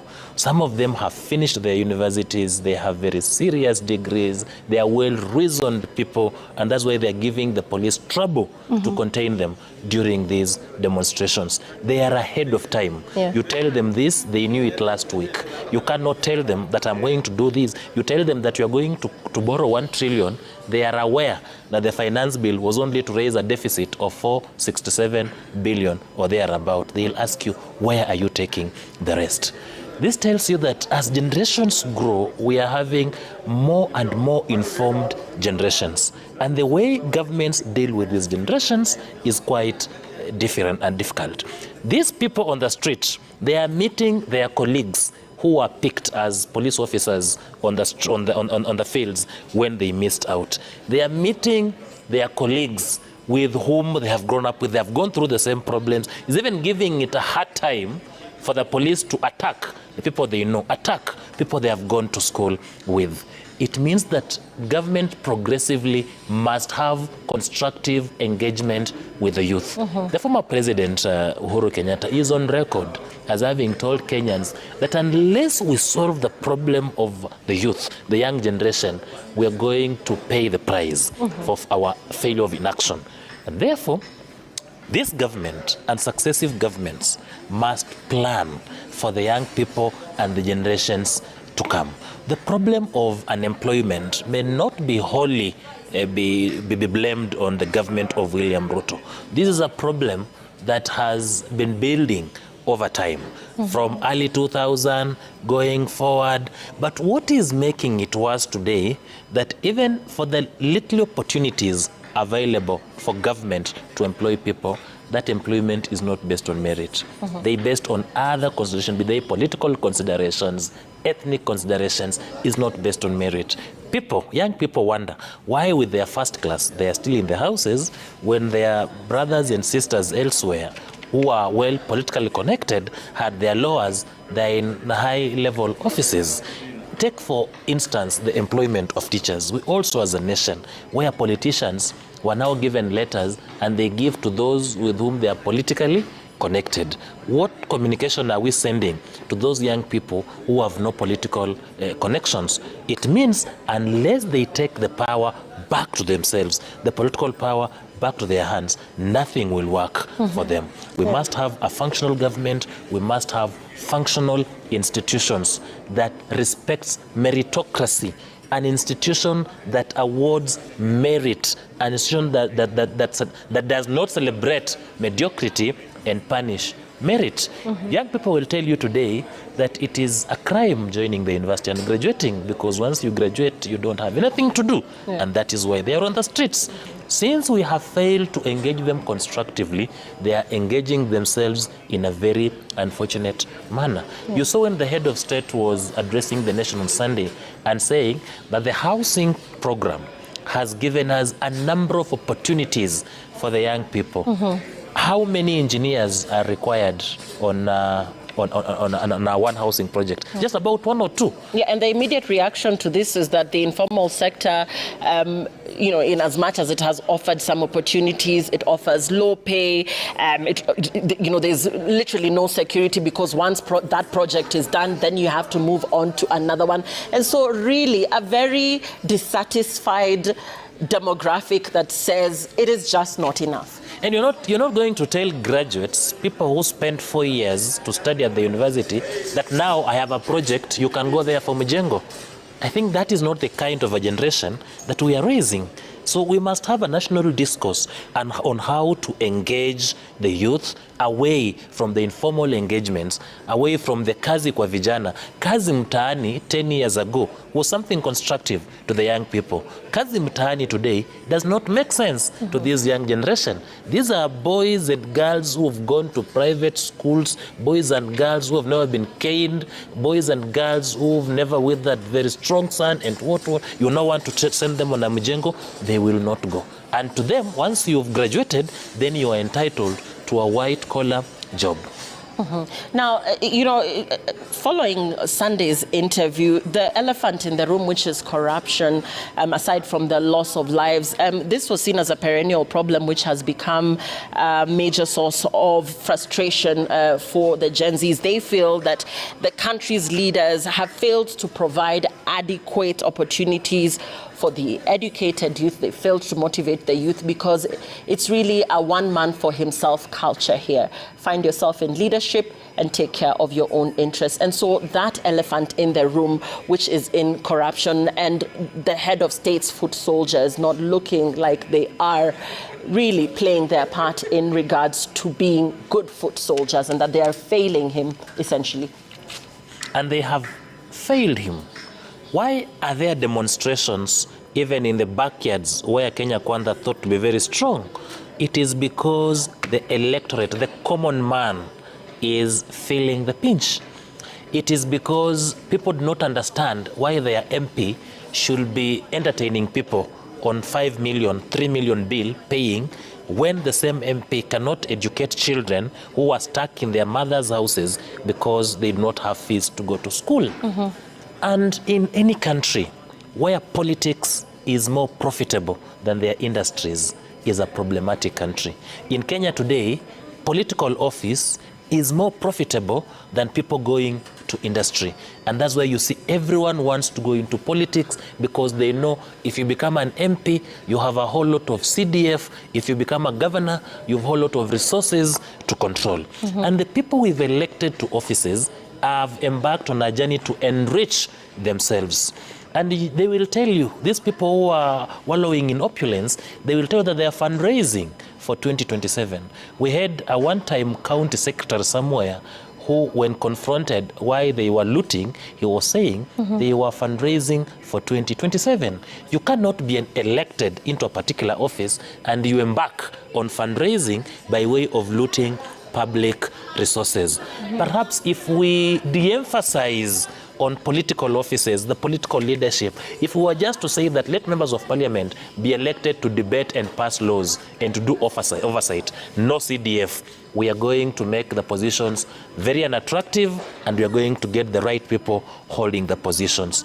If we make governors technocrats and depoliticize the positions, we are going to get right people. But we have elected into offices people who are in a rush to make wealth, people who are in a rush to make their lives comfortable at the expense of Kenyans. In this country, we are raising sufficient taxes and sufficient monies to fund our own project and to pay our own salaries. But because the monies that we raise as a country ends up in the pockets of few individuals, we appear like a poor country. Unfortunately, we even borrow to steal. That we have stolen what we've raised as a country. It is now done. We are now borrowing to be able to steal. When you go to courts today, we have very many people who have been charged with issues of corruption, especially in the anti-corruption cases. That still hold office to date. That still hold office to date. That still get re-elected to date. Why are we doing this as a country? We're actually messing ourselves and messing generations to come. Our forefathers perhaps messed a generation. They messed us. We are messing our generations, the generation we shall sire, the Gen Zs, the Alpha generations, and generations to come. We must, as a nation, have a culture of financial discipline, a culture of professionalism, a culture of integrity. We cannot be preaching. You saw what the president was saying, that the Minister for Agriculture went to Parliament and he was set free. And yet we have people, very junior officers at the Ministry of Agriculture, who are battling cases because of the same mistakes for which the minister ought to have been fired. We're also growing in a generation where the person who loots the most is spared the consequences of the law. And the people who help him loot are the people who face the consequences. Perhaps we need to have a conversation around that issue. And there's a general feeling that even as all these are brought to the public space, we're talking about illegal fertilizer, we're talking about counterfeit sugar finding its way into the country. There's a general sense that in as much as the media plays its role in making this information known to the public, that there is no conclusion, in terms of investigations and what they amount to, in terms of who takes responsibility, and in terms of who is actually held accountable for some of these mistakes. It is because Kenya has become a man-eat-man society. Right from the police officer who arrests a suspect, he wants his share, to the investigating officer who will prepare a report. When that report is bungled, and by the way, investigations begin the very moment you become a suspect. Investigations begin. And when the police investigating this matter, or the EACC bungle the investigation and forward a bungled file to the ODPP, the DPP cannot secure a conviction in a court of law. We seem to focus on the court. Why has this person been acquitted? This judge has been compromised. This magistrate has been compromised. Not knowing that the magistrate was basically making a decision on the facts that were presented. We then turn our guns to the Director of Public Prosecutions and say, DPP, why have you lost this matter? Not knowing that DPP was basically a mortician. He received a file with a complete set of investigations and documents and presented it. If there was a conspiracy at the time of arrest and during the investigations, no amount of competence from the DPP will convince the judge or the magistrate to convict an accused person. So we are dealing with institutions that are spoiled. We are dealing with institutions that are not functional. We need to reform right from the bottom to the up for us to secure the country. And I want to bring your attention to a statement on the current crisis facing Kenya. And this is, a joint statement signed by the Kenya Medical Association, the Bloggers Association of Kenya, the LSK, the Kenya Union of Journalists, the Medics for Kenya, and the Police Reforms Working Group, among others, the Kenya Human Rights Commission, Amnesty International Kenya. In terms of discourse and the announcement by State House of a multi-sectoral conversation to address policy issues raised by the Youth for Kenya Gen Z protest movement, this statement speaks on the urgent need for the state to arrest public theft and a bloated cabinet, invest in essential services, act on those who fired upon unarmed persons, release those arbitrarily arrested, and an end to extrajudicial killings, among other demands. But in this statement, it is collectively agreed that these demands do not require policy dialogue, but executive action. So basically, essentially, what this statement is saying, Ken, is that decisive executive action and not a state-led national conversation will restore the faith of this generation. Please elaborate what an executive action would entail. An executive action, when the president takes power, he releases a document called executive order. An executive order is a document that shows the structure and organization of government. That executive order has the number of ministries and each ministry given the departments. In that executive order, if it is reissued today, the president has power and authority to even merge the ministries. The Ministry of Finance, you remember when we had a handshake in 2007, we had Kibaki splitting the ministries, finance and economic planning. He had finance and he had economic planning. Even in the 22 ministries that we have today or thereabout, the president can collapse some of the related ministries into one. Ministry of Education, it can be Ministry of Education, Science and Technology and Sports. So that sports is within the ministry. You've done away with one ministry. If you go to the Ministry of Labor, you can put labor, culture, related issues. They go together. That one requires an executive order from the president. But even more worrying is the issue of departments. You know, departments were created within ministries to offer employment for the political appointees. Why in the Ministry of Education, for example, should we... An executive action would entail? An executive action, you know, when the president takes power,